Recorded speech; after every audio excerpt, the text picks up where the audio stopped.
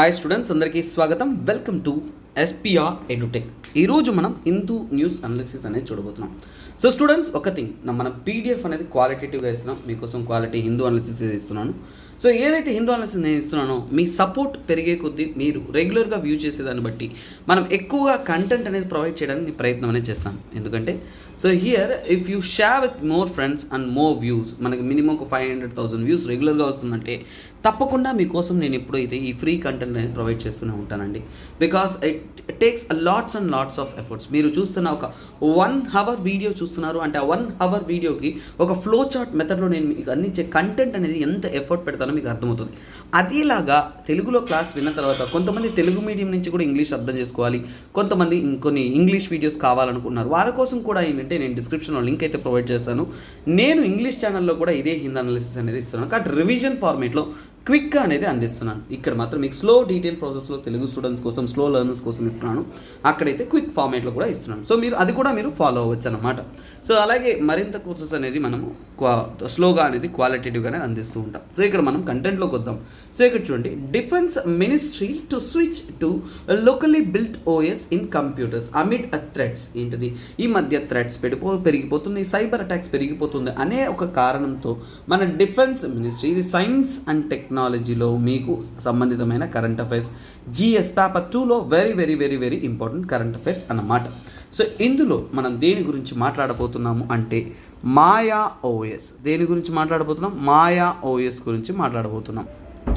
మీకు మాయా ఓఎస్ గురించి తెలుసుకోవడానికి ముందు ఫస్ట్ ఓఎస్ అంటే ఏంటో తెలిస్తేనే కదా మనకి ఆన్సర్ అర్థమవుతుంది. So I will take you to the background. అలాగే దీనికి రిలేటెడ్గా మీకు భారత్ ఓఎస్ అంటే తెలుసా, అది కూడా ఇంకో ఆపరేటింగ్ సిస్టమ్, దాని యొక్క ముఖ్యత్వం కూడా తీసుకొస్తాను అనమాట. అవన్నీ కూడా మీకు వివరంగా తెలియజేస్తాను. So kindly keep watching. So first OS అంటే ఏంటంటే ఆపరేటింగ్ సిస్టమ్. ఏమంటాం దాన్ని? ఆపరేటింగ్ సిస్టమ్ అంటాము. ఈ ఆపరేటింగ్ సిస్టమ్నే మనం ఏమంటామంటే ఓఎస్ అని అంటాం. సో ఇందులో ఏంటంటే మైక్రోసాఫ్ట్ ఓఎస్ ఉంటుంది, అదే విండోస్ ఉంటుంది చూసారా, అదే మైక్రోసాఫ్ట్ విండోస్ ఓఎస్, తర్వాత లీనక్స్ ఓఎస్, ఇలా పలు ఓఎస్లు ఉంటుంది. So first of all OS అంటే ఏంటో మనం డెఫినేషన్ ఓరియంటెడ్గా తెలుసుకోవాలి. ఎప్పుడు కూడా ఎగ్జామ్లో అవే మీకు అడుగుతారు. ఓఎస్ అంటే ఏంటంటే ఇది ఒక సాఫ్ట్వేర్ ప్రోగ్రామ్ అనమాట. సో ఇది హార్డ్వేర్ కాదు, ఓఎస్ అనేది సాఫ్ట్వేర్ ప్రోగ్రామ్. మరి ఈ సాఫ్ట్వేర్ ప్రోగ్రామ్ ఏం చేస్తుంది అంటే it acts as a software program intermediary. So అంటే ఇంటర్మీడియరీ బిట్వీన్, సో ఎవరి మధ్య ఇది ఇంటర్మీడియట్, ఒక వారధిలా యాక్ట్ అవుతుంది. దేని మధ్య? కంప్యూటర్ వారధిలాగా, కంప్యూటర్ యొక్క హార్డ్వేర్కి. సో మన కంప్యూటర్లో ఏదైతే హార్డ్వేర్ ఉంటుందో ఆ హార్డ్వేర్ అండ్ యూజర్, అంటే మనం ఉపయోగించే ఒక వ్యక్తికి హార్డ్వేర్కి మధ్యలో ఒక వారధిలా యాక్ట్ అయ్యేదే ఓఎస్. సార్ ఎలా సార్ అని అడిగారు అంటే సింపుల్ అండి.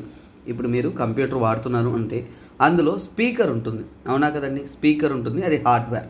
కానీ ఆ స్పీకర్ మీరు వాల్యూమ్ పెంచాలి, ఇవన్నీ తగ్గించడం అన్నీ కూడా మీకు ఒక ఇంటరాక్టింగ్ కదండి. అది మీ అవసరాలను బట్టి మీరు తీసుకుంటారు. కానీ అది దేంతో ముడిపడిపోయి ఉంటుంది? ఓఎస్తో కనెక్ట్ అయి ఉంటుంది అనమాట. అంటే ఇక్కడ మనకేంటి, యూజర్ ఫ్రెండ్లీ. సో మనకి ఉపయోగించుకోవడానికి ఈ వీలుగా, ఈజీగా యూజర్ ఫ్రెండ్లీ ఎక్స్పీరియన్స్ అనేది ఇస్తుందన్నమాట. అలాగే యూజర్ ఫ్రెండ్లీ ఇంటర్ఫేస్, అంటే మనం ఉపయోగించుకోవడానికి అనుకూలంగా యూజర్ ఫ్రెండ్లీ ఇంటర్ఫేస్ అనేది మనకి ఈ యొక్క ఓఎస్ ద్వారా అందుతుందన్నమాట. అలాగే ఏంటంటే ఇందులో ఏంటి, ఈ యొక్క ఓఎస్ అనేది మేనేజెస్ ఏమేమి మేనేజ్ చేస్తుంది అంటే మన కంప్యూటర్ యొక్క hardware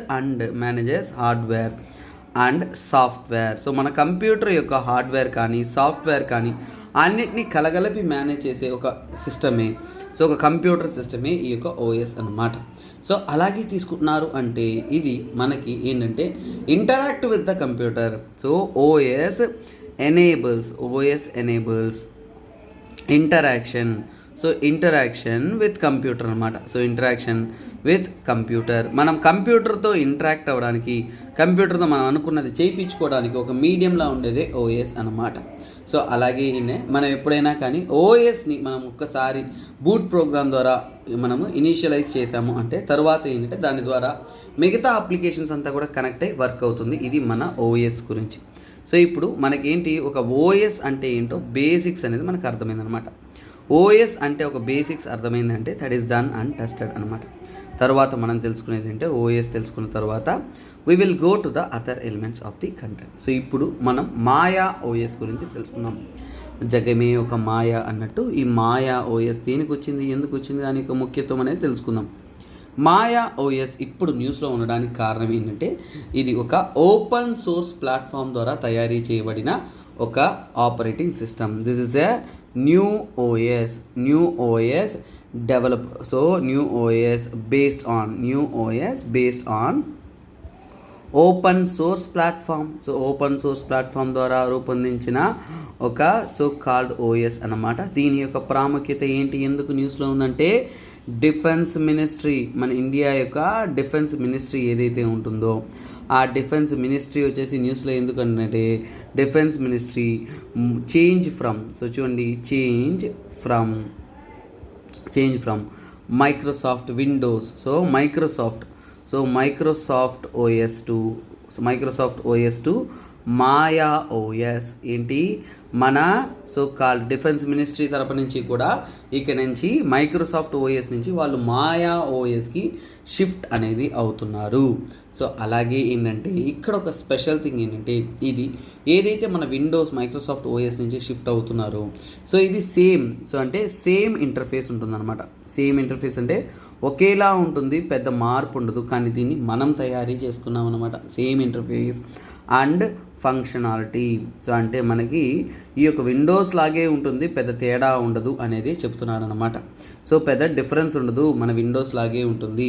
same interface and functionality like Windows. మన విండోస్ నుంచి మారుతూ ఉన్నా కానీ విండోస్లో ఏవైతే ఉన్నాయో అందులో ఉన్న ఫీజిబిలిటీస్ అన్నీ కూడా సేమ్ టు సేమ్ ఉంటుందన్నమాట. బట్ ఇది ఏంటి, డెవలప్డ్ బై, ఎవరు డెవలప్ చేశారు, developed by government. So government అంటే ఏంటి, మన ఇండియన్ గవర్నమెంట్ ఇది డెవలప్ చేయబడి గవర్నమెంట్ డెవలప్మెంట్ ఏజెన్సీస్ ఏవైతే ఉన్నాయో వారిచే ఇది డెవలప్ చేయబడింది.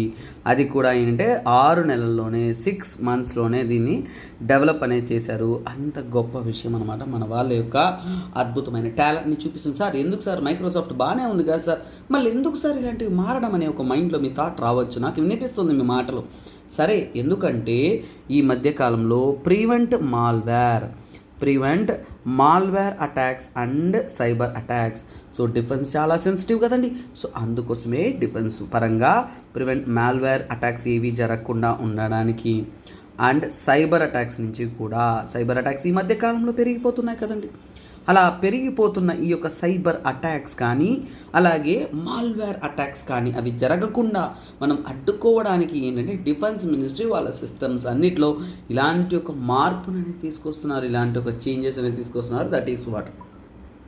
ఇక్కడ దాకా స్టోరీ అర్థమైన మీకు ఇంకొక అద్భుతమైన స్టోరీ తెలియాల్సి ఉంది. ఇది ఈ రోజు యొక్క న్యూస్ కాదు, ఇంకొక న్యూస్ అండి. ఇది పాత న్యూస్. అరౌండ్ నాకు తెలిసి ఈ న్యూస్ వచ్చేసి జనవరిలో వచ్చింది అనుకుంటాను. జనవరిలో వచ్చింది. మరి అది ఏంటి సార్ అని మీరు అడుగుతున్నది కూడా నాకు వినిపిస్తుంది. అది ఏంటంటే Bharat OS. So bar OS అంటారు దాన్ని. ఏంటి, భారత్ ఓఎస్ అంటారు, దాన్నే బార్ ఓఎస్ అంటారు. సార్ ఇదేదో కొత్తగా ఉంది సార్, ఏంటి సార్ అంటే ఇది ముఖ్యంగా మన ఇండియాలోనే తయారీ చేయబడిన, అంటే ఏంటి, ఇండిజినస్. ఏంటి సార్ ఇవన్నీ చెప్తున్నారు సార్ అంటే మనం ఒక విషయాన్ని చదువుతున్నప్పుడు బ్యాక్గ్రౌండ్ పాత న్యూస్లో వచ్చిందా లేదా, నేను అన్ని వర్క్స్ మీకోసం చేసి మీకు అద్భుతంగా అనేది అందిస్తానన్నమాట. సో అవన్నీ కూడా మీరు చదవాలి. సో ఇది ఇండిజినస్ అంటే మన ఇండియాలోనే డెవలప్ చేసిన మొబైల్ ఆపరేటింగ్ సిస్టమ్ అన్నమాట. సో ఇది కూడా మన గవర్నమెంట్ ఏజెన్సీస్ అనేది ముఖ్యంగా దేనికోసం, ఆండ్రాయిడ్ లాగా it is like Android and iOS. Like మొబైల్లో వాడే ఆండ్రాయిడ్ ఎలాగో అలాగే ఐఓఎస్ ఎలాగో అలాంటిదే భారత్ ఓఎస్ అన్నమాట. సరే, మరి ఎందుకు సార్ డెవలప్ చేశారు అంటే ప్రైవసీ. మనకి ప్రైవసీ అండ్ సెక్యూరిటీ ఉండడం కోసం, ప్రైవసీ అండ్ సెక్యూరిటీ అనే ఒక ముఖ్యమైన అంశాల కోసం మనం ఏంటంటే ఈ మొబైల్ అప్లికేషన్స్ అనేది మన ఇండియాలో అనేది డెవలప్ చేసామన్నమాట. ఇండియాలో డెవలప్ చేసామంటే ఇక్కడ దేని గురించి అంటే ఆత్మనిర్భర్ భారత్లో భాగంగా, అంటే ఆత్మనిర్భర్ భారత్ అంటే మనం మన కాళ్ళ మీద నిలబడాలి, ఇంకొకరి మీద ఆధారపడకూడదు అనే విధంగా ఆత్మనిర్భర్ భారత్లో సెల్ఫ్ రిలయంట్ ఇండియా, మన ఇండియా అనేది సో ఇంకో దేశాల మీద ఆధారపడకుండా మన ఇండియా మన మీద ఆధారపడి ఉండాలి అనే విధంగా దీన్ని మనకి క్రియేట్ అనేది చేశారనమాట. దీంట్లో మల్టిపుల్ ఫెసిబిలిటీతో, అలాగే డిఫాల్ట్ యాప్స్ లేకుండా ప్రైవేట్ యాప్ స్టోర్ ఉంటూ చాలా అద్భుతంగా అనేది ఒక ఓఎస్ సిస్టమ్ అనేది రేపు రూపొందించారు. That is your Bharat OS.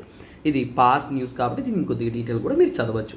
So మొత్తానికి ఏంటంటే మనకి ఎగ్జామ్ కావాల్సిన విషయం మీకు అద్భుతంగా క్లాస్ విన్నారా, ఒక ఫ్లో చార్ట్ నోట్స్ తీసుకున్నారు, మీరు నెల తర్వాత కూడా ఆ నోట్స్ని రివైజ్ చేసుకోవడానికి అనుకూలంగా, even you take a printout అండి, మీరు ప్రింట్అవుట్ తీసుకోవడానికి కూడా అనుకూలంగా అద్భుతంగా హ్యాండ్ రిటర్న్గా మీకు అనేది కంటెంట్ అనేది పీడిఎఫ్ ఫార్మేట్లో మన టెలిగ్రామ్ ఛానల్లో అయితే అందుబాటులో ఉంటుంది. కాకపోతే మీరు చేయాల్సిందంతా కూడా మన టెలిగ్రామ్ ఛానల్ని మల్టిపుల్ సోర్సెస్లో షేర్ చేయండి. అలాగే మీరు కూడా ఏంటంటే దాన్ని విజిట్ చేయొచ్చు అన్నమాట. సో ఓకే స్టూడెంట్స్, ఈ కరెంట్ అఫైర్స్ అనేది మీకు ఇంటర్నేషనల్ రిలేషన్షిప్లో చాలా ఇంపార్టెంట్ ఆర్టికల్ అండి. సో ఇది 2023లో రీసెంట్గా జరిగిన యూపీఎస్సీ ఎగ్జామ్లో ప్రిలిమ్స్లో దీనికి సంబంధితమైన క్వశ్చన్ ఇచ్చారంటే చూడండి, ఈరోజు మీకు ఒక క్వశ్చన్ ఇస్తానన్నమాట. ఇక్కడ నుంచి నాకు ఎంతమంది స్టూడెంట్స్ నన్ను రెగ్యులర్గా ఫాలో అవుతున్నారో కూడా నాకు తెలిసిందంటే మీతో ఇంటరాక్షన్, ప్యాసివ్ ఇంటరాక్షన్ ఉంటుంది. సో అందువల్ల మీకోసం ఏంటంటే ఇక్కడ డిస్క్రిప్షన్స్లో ఏంటంటే మీకు ఒక క్వశ్చన్ అనేది ఇస్తాను. సో ఇక్కడ మీకు ఆ క్వశ్చన్కి ఆన్సర్ అనేది మీరు కమెంట్ సెక్షన్లో కమెంట్ చేస్తుండండి. సో మీ తరపు నుంచి ఒక పార్టిసిపేషన్ ఉంటుంది. సో ఈ కరెంట్ అఫైర్స్ చాలా ఇంపార్టెంట్ అండి. ఒక వారం నుంచి ఉంది. సో 6th కూడా నేను హిందూ చేయలేదు, ఆ రోజు కూడా ఈ న్యూస్ ఉంది. కానీ ఈరోజు అన్నింటినీ కలిపి చెప్తాను. సో అన్నింటినీ కూడా కంబైన్ ఎప్పుడు నేను చెప్తుంటాను స్టూడెంట్స్ అందరికీ కూడా, ప్రతిరోజు చదవడం వేస్ట్ అండి.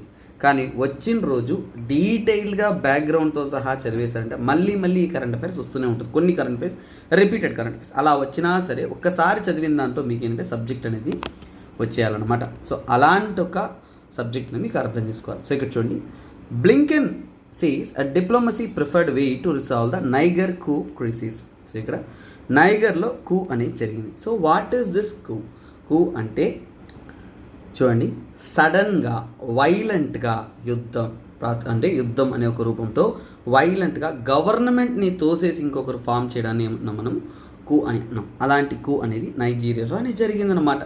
ఇక్కడ వాళ్ళు నైజీరియా వేరే దేశం, నైగర్ కూ క్రైసిస్ అంటే ఏంటో తెలుసుకుందాం ఫస్ట్ ఈ ఆర్టికల్ ద్వారా. తర్వాత ఏంటంటే మనము నైగర్లో ఇక్కడ ఇంకొకటి ఏంటంటే ఎకోవాస్ అంటున్నారు, ద ఎకోవాస్ కరెంట్ అప్రోచ్. ఇప్పుడు ఎకోవాస్ అంటే ఏంటి, వాళ్ళ యొక్క ప్రాముఖ్యత ఏంటి. సో ఇంకొకటి ఏంటంటే ఈ నైగర్ అనే ఒక దేశం యొక్క ప్రాముఖ్యత అంటే 3 పర్స్పెక్టివ్. ఒకటి మ్యాప్ స్టడీ, లొకేషన్ స్టడీ, తర్వాత ప్రెసెంట్ క్రైసిస్, తర్వాత ఏంటి మనం చూస్తున్న ఎకోవాస్ అంటే ఏంటో. సో ఈ ఆర్టికల్ చాలా ప్రొలాంగ్ అవుతుంది, డీటెయిల్ అవుతుంది. You need to have a clear cut idea. So ఇక్కడ చూడండి, నైగర్ అనే దేశం ఇక్కడుంది. ఆ నైగర్ దేశం చుట్టూ ఏ దేశాలు ఉన్నాయి? Algeria, Libya, Chad, Nigeria. So next ఏంటంటే ఇది నాకు కూడా కనిపించట్లేదు, చూద్దాము.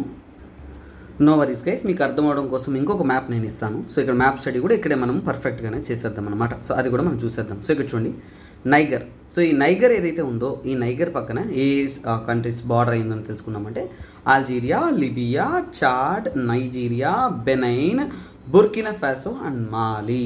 సో ఇక్కడ ఏ నది పోతుంది? నైగర్ అనే నది పోతుందన్నమాట. ఈ నైగర్ యొక్క క్యాపిటల్ ఏంటంటే నియామే అనేది క్యాపిటల్ అనమాట. సో సహారా డెజర్ట్ భాగంలోని నైగర్ అనేది లొకేట్ అయింది. ఇంకొకటి ఏంటంటే this is one of the land locked country. Land locked అంటే ఏంటి? ఎక్కడ కూడా సముద్ర తీరానికి దగ్గరగా అనేది లేదు. That is very crucial, land locked country. తర్వాత ఏంటి, ఈ యొక్క నైగర్కి చాడ్కి మధ్య లేక్ చాడ్ అనేది ఉందన్నమాట. ఫిజికల్ మ్యాప్ కూడా చూద్దాం. ఈ నార్దర్న్ మోస్ట్ పార్ట్లో ఇక్కడ సహారా డెజర్ట్ అనేది నైగర్కి నార్త్ సైడ్ ఉంది. తర్వాత సౌత్ ఆఫ్ ద నైగర్ వచ్చారు అంటే ఎక్కువగా జనాభా నివసిస్తున్న ప్రాంతం కానీ జనాలు ఎక్కువగా ఉంటున్న ప్రాంతం కానీ సహేల్ రీజియన్ అన్నమాట. ఆ రీజియన్ దగ్గరే లేక్ చాడ్. సహేల్ రీజియన్ అనేది చాలా చాలా చాలా చాలా చాలా మీకు ఇంపార్టెంట్ అన్నమాట. సో ఇప్పుడు మీకు ఈ నైగర్ అనేది చూడండి, టెనేరే డెసర్ట్. నైగర్లో ఏముంది? టెనేరే డెసర్ట్ ఉంది, ఎయిర్ మౌంటైన్స్ కూడా ఉన్నాయి. ఇవి ఇందులో ఉంటున్న ఇంపార్టెంట్ థింగ్. సో ఇప్పుడు నైగర్ గురించి కొన్ని వివరాలు తెలుసుకుని తరువాత ఏంటంటే మనము అక్కడ ఏం జరిగిందో కూడా తెలుసుకుందాం. ఈ article stands to be very very very very very very important అండి. మీకు జాగ్రఫీ పర్స్పెక్టివ్లో, అలాగే కరెంట్ అఫైర్స్ పర్స్పెక్టివ్లో, అలాగే ఇంటర్నేషనల్ రిలేషన్ పర్స్పెక్టివ్లో కూడా నేను ఈ ఆర్టికల్ మీకు చెప్పబోతున్నాను అనమాట. సో కైండ్లీ మీ హార్ట్ అండ్ సోల్ పెట్టి వినండి, ఎందుకంటే this article takes time but I'm giving you the quality. So ఇక్కడ ఫస్ట్ నైగర్ అనేది ఏ రీజియన్లో ఉంది, చాలా వరకు it is dominantly located in the Sahel region. ఎక్కడుంది, సహేల్ రీజియన్లో ఉందన్నమాట నైగర్ అనే ఒక కంట్రీ. సో ఈ కంట్రీకి చూడండి ఇందులో ఏంటి, ఈ సహేల్ రీజియన్లో ఏవేవి ఉంటాయి, ఈ సహేల్ రీజియన్ అంటే సహేల్ రీజియన్లో ఉంటున్న మిగతా కంట్రీస్ ఏంటంటే ఫర్ ఎగ్జాంపుల్ అంటే గత కొన్ని కాలంగా ఈ కంట్రీతో పాటు ఇంకా కొన్ని దేశాలు అనేది ఇన్స్టెబిలిటీతో అనేది ఉన్నాయి. అంటే ఈ సహేల్ రీజియన్లో ఉంటున్న ఇంకా మరికొన్ని దేశాలు అవి ఏవంటే చూడండి. సో నైగర్ కానీ కరెంట్ ఇష్యూలో ఉన్నదంటే నైగర్ కానీ, బుర్కినా ఫాసో కానీ చూడండి, బుర్కినా ఫాసో, చాడ్. సో ఇవన్నీ కూడా పక్క దేశాలు అనమాట. చాడ్ కానీ, మాలి కానీ, తర్వాత మోరిటినా కానీ, అలాగే సెనెగల్ కానీ, ఇవన్నీ కూడా రీసెంట్ దేశాలు. ఇవన్నీ కూడా అన్స్టేబుల్ అంటే స్థిరంగా లేదు, గవర్నమెంట్ అనేది మారుతూ ఉంది, గవర్నమెంట్ అనేది చాలా ట్రబుల్సమ్గా ఉంది, ఇబ్బందులకు లోనవుతుంది అనేది మనకు క్లియర్గా అనేది కనిపిస్తుంది. ఎందుకని, కరప్షన్ ఎక్కువ అవడం, గవర్నెన్స్ సరిగా లేకపోవడం, ఎథనికల్ కాన్ఫ్లిక్ట్స్ అనేది లేకపోవడం అనేది మెయిన్ ప్రాబ్లం అనమాట. సరే, ఇవి నార్మల్గా ఉంటున్న కరెంట్ అఫైర్స్. ఇది రాసినా పర్లా, జస్ట్ తెలుసుకోండి చాలు సహేల్ రీజియన్లో ఉందనేసి. సో ఫస్ట్ ఆఫ్ ఆల్ అంటే సహేల్ రీజియన్ తెలుసుకోండి, మిగతా స్టేట్స్ గురించి మళ్ళీ కూడా మనం చూసుకోవచ్చు. సహేల్ రీజియన్లో ఉంటున్న ఈ యొక్క సో కాల్ నైగర్ అనేది ల్యాండ్ లాక్డ్ అంటే ఏంటంటే చుట్టూ ఎక్కడ కూడా వాటర్ బాడీ కనెక్టివిటీ లేదనమాట. ల్యాండ్ లాక్డ్ అన్నప్పుడు సో ఈ కంట్రీకి కంట్రీస్ అనేది మ్యాప్ ఆల్రెడీ చెప్పాను కాబట్టి ఈ మ్యాప్ చదవండి చాలు. సో ఇక్కడ బార్డర్ కంట్రీస్, సో ఈ బార్డర్ కంట్రీస్ అనేది ఒకసారిగా వ్యూ చేసుకోండి, ఎందుకంటే అది మ్యాప్ స్టడీ కాబట్టి మ్యాప్లో చూసుకోండి, మళ్ళీ నేను రాయాల్సిన అవసరం లేదు. సో అలాగే ఏంటంటే ఈ నైగర్లో తీసుకున్నారు అంటే చూడండి 80% ఆఫ్ ల్యాండ్, 80% ల్యాండ్ అనేది ఎక్కడ ఉంటుందంటే సహారా డెసర్ట్లో ఉంది. ఏముంది, సహారా డెసర్ట్లో అనేది లొకేట్ అయింది. ఇది మన యొక్క నైగర్ దేశం యొక్క పరిస్థితి అన్నమాట. ఈ నైగర్ కంట్రీ యొక్క పేరు నైగర్ని ఎలా వచ్చిందంటే ఫ్రమ్ నైగర్ రివర్. ఎందుకని, నైగర్ రివర్ అనేది ఈ యొక్క కంట్రీలో సౌత్ వెస్టర్న్ రీజియన్లో ఫ్లో అవుతుంది. సో నైగర్ రివర్ ఎక్కడ ఫ్లో అవుతుందంటే నైగర్ కంట్రీలో సౌత్ వెస్టర్న్ పార్ట్లో ఇది ఫ్లో అవుతుంది కాబట్టి దీనికి నైగర్ అనే పేరు అనేది వచ్చిందనమాట. సో అలాగే this is one of the largest country in west Africa. So గుర్తుపెట్టుకోండి, వెస్ట్ ఆఫ్రికాలో వన్ ఆఫ్ ద లార్జెస్ట్ అని చెప్పుకోవచ్చు. ఫ్రాన్స్ కంట్రీ కూడా డబల్గా అనేది ఉంటుంది. సో ఇది లార్జెస్ట్ కాదు, వన్ ఆఫ్ ద. అలాగే దీని నైగర్ గురించి మనం తెలుసుకున్నప్పుడు హిస్టరీ తెలుసుకుందాం. అంటే నైగర్ యొక్క బ్యాక్గ్రౌండ్ స్టోరీ తెలుసుకున్నాము అంటే చూడండి, ఇది వన్స్ ఏంటంటే ఫ్రెంచ్ కాలనీ అనమాట. అంటే ఫ్రాన్స్ గవర్నమెంట్ దీన్ని పరిపాలించిందన్నమాట. మనం ఎలాగైతే బ్రిటిష్ అండర్లో ఉన్నామో అదేవిధంగా ఫ్రెంచ్ కాలనీగా ఉండింది మీ యొక్క సోకాల్ నైగర్. సో ఫ్రెంచ్ కాలనీగా ఉన్న నైగర్కి ఎప్పుడు స్వతంత్రం వచ్చింది, ఇండిపెండెన్స్ తీసుకున్నారు అంటే నైగర్కి స్వతంత్రం వచ్చేసి 1960లో వచ్చింది. మనకి ఎలాగైతే 1947లో స్వతంత్రం వచ్చిందో బ్రిటిష్ నుంచి, వారికి ఫ్రెంచ్ నుంచి చూడండి 1960కి అనేది వాళ్ళకి స్వతంత్రం వచ్చింది. కానీ అప్పటి నుంచి కూడా వీళ్ళు చాలా వరకు ఏంటంటే పొలిటికల్గా వాళ్ళకి స్వతంత్రం వచ్చినా కానీ పొలిటికలీ అన్స్టేబుల్గానే ఉంటున్నట్టు తెలిపారనమాట. సో అక్కడ ఉన్న పరిస్థితులు అనేది స్థిరంగా అనేది గవర్నమెంట్ అనేది ఫామ్ కాలేకపోతుంది. మల్టిపుల్ టైమ్స్ వచ్చేసి ఒక అన్స్టేబుల్గానే ఈ గవర్నమెంట్ అనేది ఉంటుంది. ఇన్స్టెబిలిటీ అనేది ఎక్కువగా మనం ఇక్కడ అబ్జర్వ్ చేయొచ్చు. అలాగే ఈ యొక్క నైగర్ యొక్క క్లైమేట్ తీసుకున్నామంటే ఎడారి ప్రాంతం ఉన్నప్పుడు క్లైమేట్ ఎలా ఉంటుందండి, అంత అద్భుతంగా ఉండదు కదండి. సో అందువల్లనే మ్యాక్సిమం ప్రాంతం అనేది డెసర్ట్ కాను, అలాగే హాట్ అండ్ డ్రై క్లైమేట్ కాను మనకి ఉంటుందన్నమాట. సో చాలా వరకు డస్టీ స్ట్రోమ్స్ అనేది చూడొచ్చు. సో అంటే డస్టీ స్ట్రోమ్ అంటే ఎడారిలో విదురుగాల్లో వస్తాయి కదండి, అవి డస్టీ స్ట్రోమ్స్ అనమాట. అలాగే ఏంటంటే చాలా వరకు ట్రాపికల్ టైప్ ఆఫ్ క్లైమేట్, చాలా వేడిగా అనేది ఉండే క్లైమేట్ అనమాట. సరే, మరి ఎకనామీ గురించి తెలుసుకుందాం. నైగర్ యొక్క ఎకనామిక్ స్టేటస్ పరిస్థితి ఏంటి, నైగర్ కంట్రీ యొక్క ఎకనామిక్ పరిస్థితి తీసుకున్నాము అంటే సో చూడండి, వరల్డ్స్లోనే వన్ ఆఫ్ ద పోరెస్ట్ కంట్రీస్లో ఇది కూడా ఒకటండి. పేదరికం అనేది చాలా దారుణంగా ఉంటుంది ఈ దేశంలో. సో వరల్డ్స్ పోరెస్ట్ కంట్రీస్లో ఇది కూడా ఒకటి. ఎందుకంటే ఈ కంట్రీలో కంటిన్యూస్గా ఉంటున్న సమస్యలు ఏంటంటే పవర్టీ, సో పేదరికం ఒక అతిపెద్ద సమస్య. తర్వాత ఏంటంటే ఫుడ్ సెక్యూరిటీ అంటే ఆహార భద్రత అనేది లేకపోవడం అనేది అతిపెద్ద సమస్య అనేది ఉందన్నమాట. ఇది మాత్రమే కాకుండా ఈ దేశానికి వచ్చేసి చాలా వరకు ఏంటంటే అండర్ డెవలప్మెంట్, ఇక్కడ డెవలప్మెంట్ అనేది ప్రాపర్గా అనేది అందలేకపోయింది. ఇది ఈ దేశంలో ఉంటున్న అతిపెద్ద ఎకనామిక్ కష్టాలు కానీ ఎకనామిక్ పొజిషన్ కానీ. మరి ఎంత ఎకనామిక్ కష్టాలు ఉన్నా ఎకనామీలో ఏంటంటే వీళ్ళకి మంచిగా నేచురల్ రిసోర్సెస్ అనేది ఉన్నాయన్నమాట. నేచురల్ రిసోర్సెస్ పరంగా ఎకనామిక్ కావాల్సినవన్నీ కూడా ఉన్నాయి, కానీ సరైన మోతాదులో అందట్లేదు. ఈ కూకి కారణం, తిరుగుబాటుకి కారణం కూడా అదేనండి. సో మా దేశం అనేది డెవలప్ కాలేకపోతుంది, ఎంప్లాయ్మెంట్ క్రియేట్ చేయలేకపోతున్నారు, బయట దేశం వాళ్ళు అక్కడ ఎక్కువగా ఉంటున్నారు అనేది. సో ఇక్కడ రిసోర్సెస్ తీసుకున్నా అంటే గోల్డ్ మైనింగ్ ఎక్కువగా ఉందండి. గోల్డ్ మైనింగ్ అనేది చాలా చాలా ఎక్కువగా అనేది ఈ దేశంలో ఉన్నాయి. గోల్డ్ మైనింగ్ కాకుండా మనం తీసుకున్నారు అంటే మీకు యురేనియం అనేది చాలా ఎక్కువ అండి. ప్రపంచ దేశాలకన్నింటిలో కూడా సో చాలా దేశాలకు అనేది యురేనియం సప్లై చేస్తున్న దేశం ఇది. కానీ ఇన్ని నేచురల్ రిసోర్సెస్ ఉన్నా కానీ ప్రజలు అనేవారు ఎకనామికల్ యాక్టివిటీస్లో తీసుకున్నారు అంటే ప్రజలంతా కూడా ఎలాంటి యాక్టివిటీస్ని ప్రిఫర్ చేస్తారంటే చూడండి, అగ్రేరియన్ అంటే వ్యవసాయాన్ని ఎన్నుకునే వాళ్ళే ఎక్కువగా. అంటే ఏంటి, ఫార్మింగ్, వ్యవసాయం, కానీ అలాగే పశు సంపద అంటే లైవ్ స్టాక్. సో వీటి మీదే వాళ్ళు ఎక్కువగా అనేది ఆధారపడి బతుకుతున్నారనమాట. ఇది వారి యొక్క ఎకనామీ. మరి ఓకేనా. ఎథనిక్ అంటే ఏంటి, వారి యొక్క different types of tribes, peoples ఉంటారు కదా. సో అలాంటి ఎథనిక్ గ్రూప్స్ ఏవి ఉన్నాయి ఈ కంట్రీలో అనేది మనం తెలుసుకుందాం అనమాట. అందులో ఏంటంటే ఇక్కడ నివసిస్తున్న ప్రజలు ఏంటంటే హౌసా అంటారు, హౌసా ప్రజలు. తర్వాత జర్మా షొంగాయ్ అంటారు. సో ఇక్కడ ఎథనిసిటీలో అక్కడ నివసిస్తున్న ప్రజల్ని జర్మా షొంగాయ్. సో కొన్ని ట్రైబ్ పీపుల్ ఉంటారు, కొన్ని డిఫరెంట్ టైప్స్ ఆఫ్ పీపుల్స్ ఉంటారు. అందులో మోస్ట్లీ ట్రైబల్ పీపుల్ జర్మా షొగాయ్ అని. నెక్స్ట్ ఏంటంటే టువార్ చూడండి, టువార్ ఎగ్ అని. ఫులానీ ఏమంటారు, ఫులానీ అని అంటారు. ఇలాంటివన్నీ కూడా అక్కడ ఉంటున్న డిఫరెంట్ ఎథనిక్ పీపుల్స్ అన్నమాట.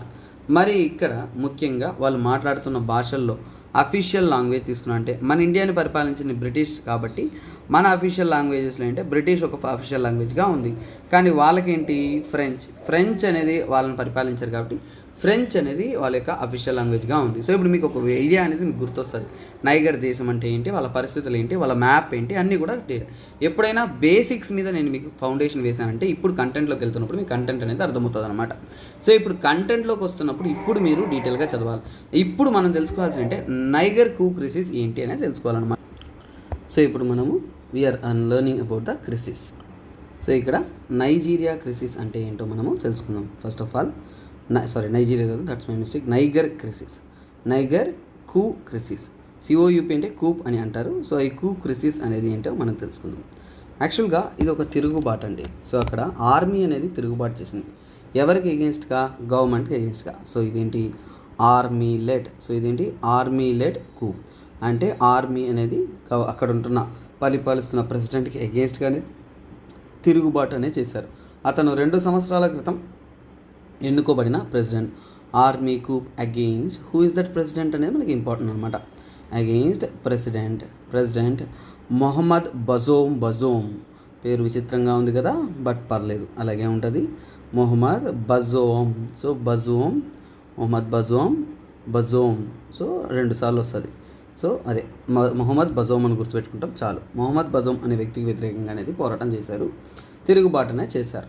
సరే, ఎందుకు, కారణాలు ఇక్కడ ఏంటి, రీజన్స్ అనేది మనం తెలుసుకోవాలి.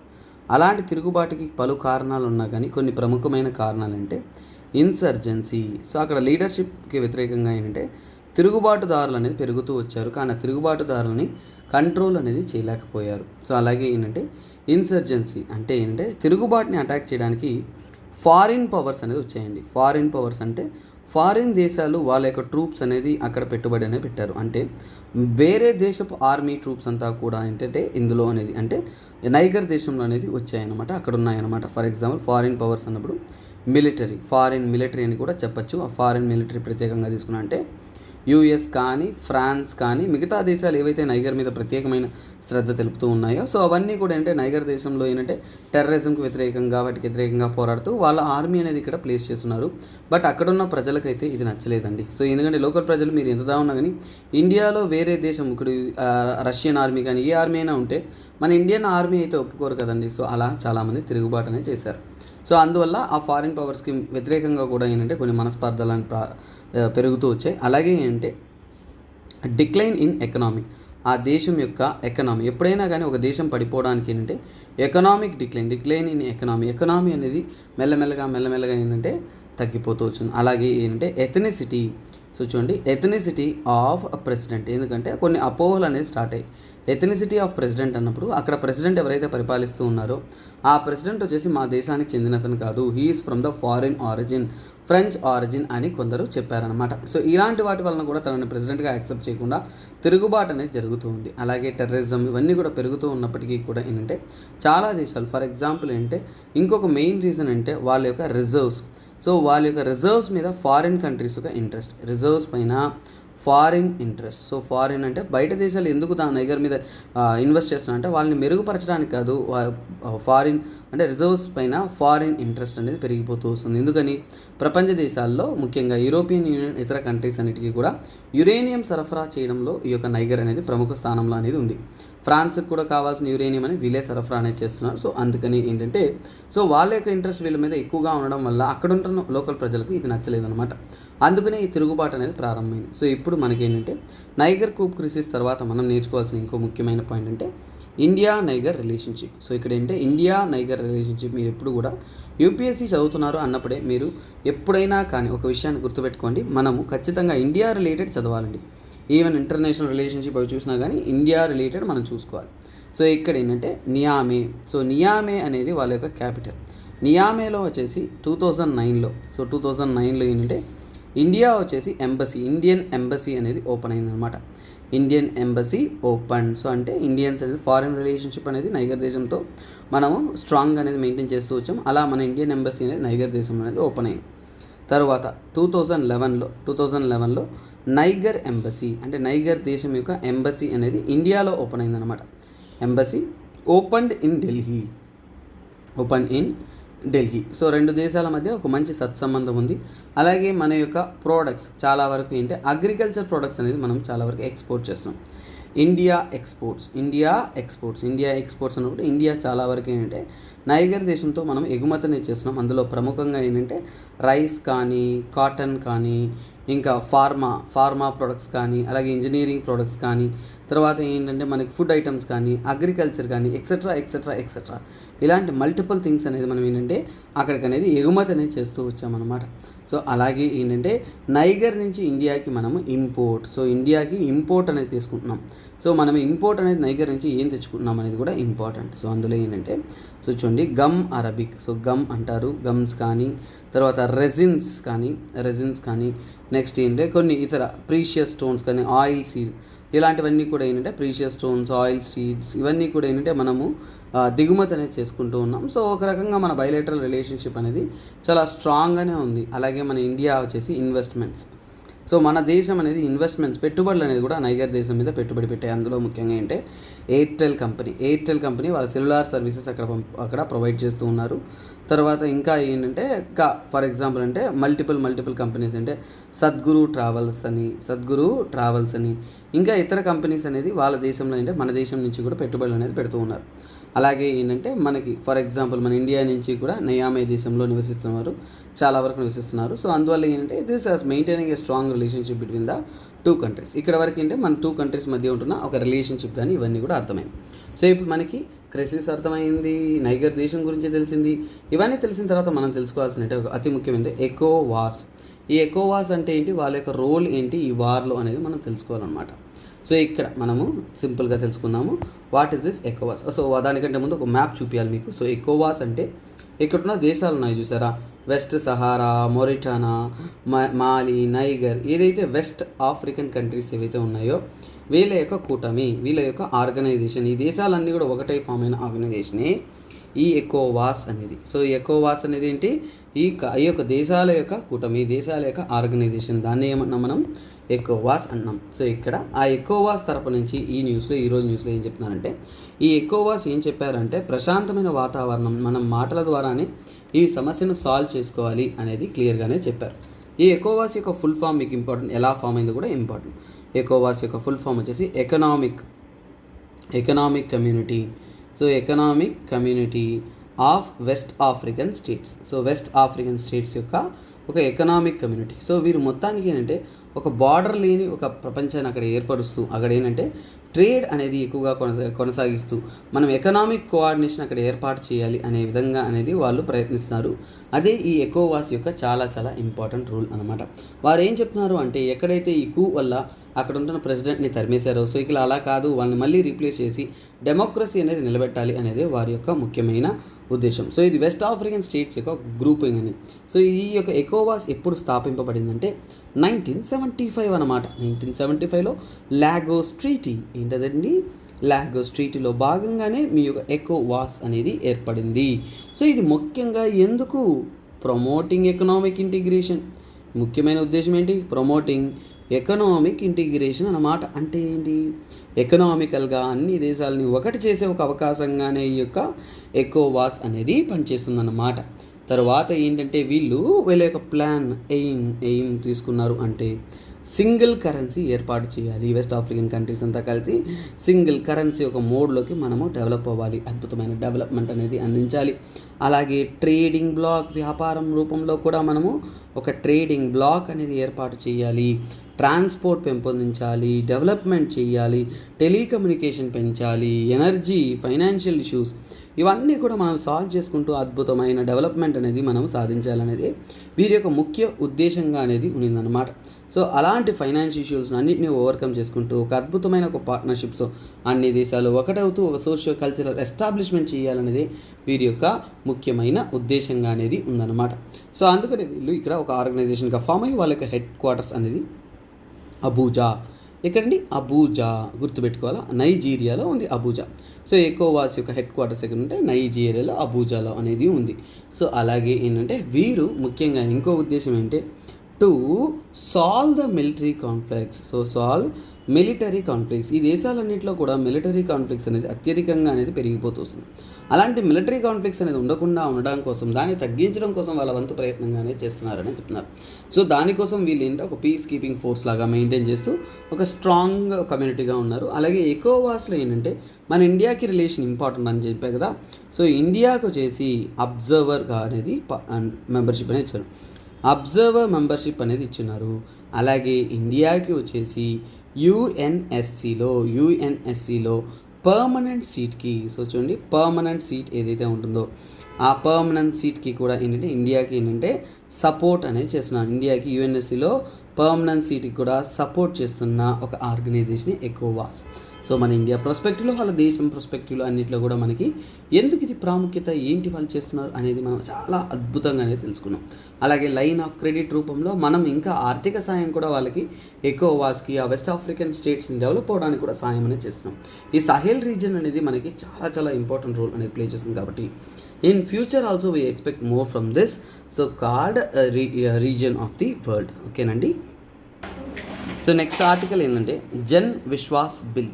అసలు జన్ విశ్వాస్ బిల్ అంటే ఏంటి, ఎందుకు ఈ బిల్ తెచ్చారు, దాని యొక్క మెయిన్ పర్పస్ ఏంటి అనే వివరాలు మనం ఇక్కడ తెలుసుకుందాం అన్నమాట. సో మీరు ఈ బిల్ గుర్తుపెట్టుకోవాలంటే సింపుల్ థింగ్ అండి, డీక్రిమినలైజేషన్. సో క్రిమినలైజేషన్ అంటే ఏంటి? క్రిమినలైజ్ చేయడం. సో ఒకదానికి క్రిమినల్ చట్టాన్ని తీసుకురావడం. సో అంటే ఏంటి? కఠినమైన శిక్షను వేయడం. ఏదైనా చిన్నపాటి క్రిమినలైజేషన్. సో చూడండి వెయిట్ చేయండి, స్పెల్లింగ్ ఎక్కడో తడబడుతుంది. Criminalisation, yes. So decriminalisation simple. So దీనికి ఉదాహరణ ఏంటంటే, సో చూడండి చిన్నపాటి క్రైమ్ చేసినప్పుడు ఎక్కువపాటి శిక్ష పడుతున్నప్పుడు అప్పుడు అక్కడ ఏంటంటే ప్రాబ్లం వస్తుంది. అవునా కదండి? అవును. సో అందుకోసమే ఏంటంటే ఇప్పుడు చిన్నపాటి క్రైమ్స్కి పెద్ద శిక్ష ఉండకూడదు. అందువల్ల ఏంటంటే ఫర్ ఎగ్జాంపుల్ ఏంటంటే ఇది ఎందుకు జన్ విశ్వాస్ బిల్, ఫస్ట్ దీని యొక్క ప్రాముఖ్యత అనేది తెలుసుకుందాం. సో ఈ బిల్ 2022లో మన ఇండియాలో అనేది పార్లమెంట్లో ఇంట్రొడ్యూస్ చేశారు. సో అదే ఇక్కడ జన్ విశ్వాస్ బిల్. ఏంటిది? Jan Vishwas bill. So Jan Vishwas bill అంటారు. 2023 ఇప్పుడు ఉంటున్న బిల్ అన్నమాట.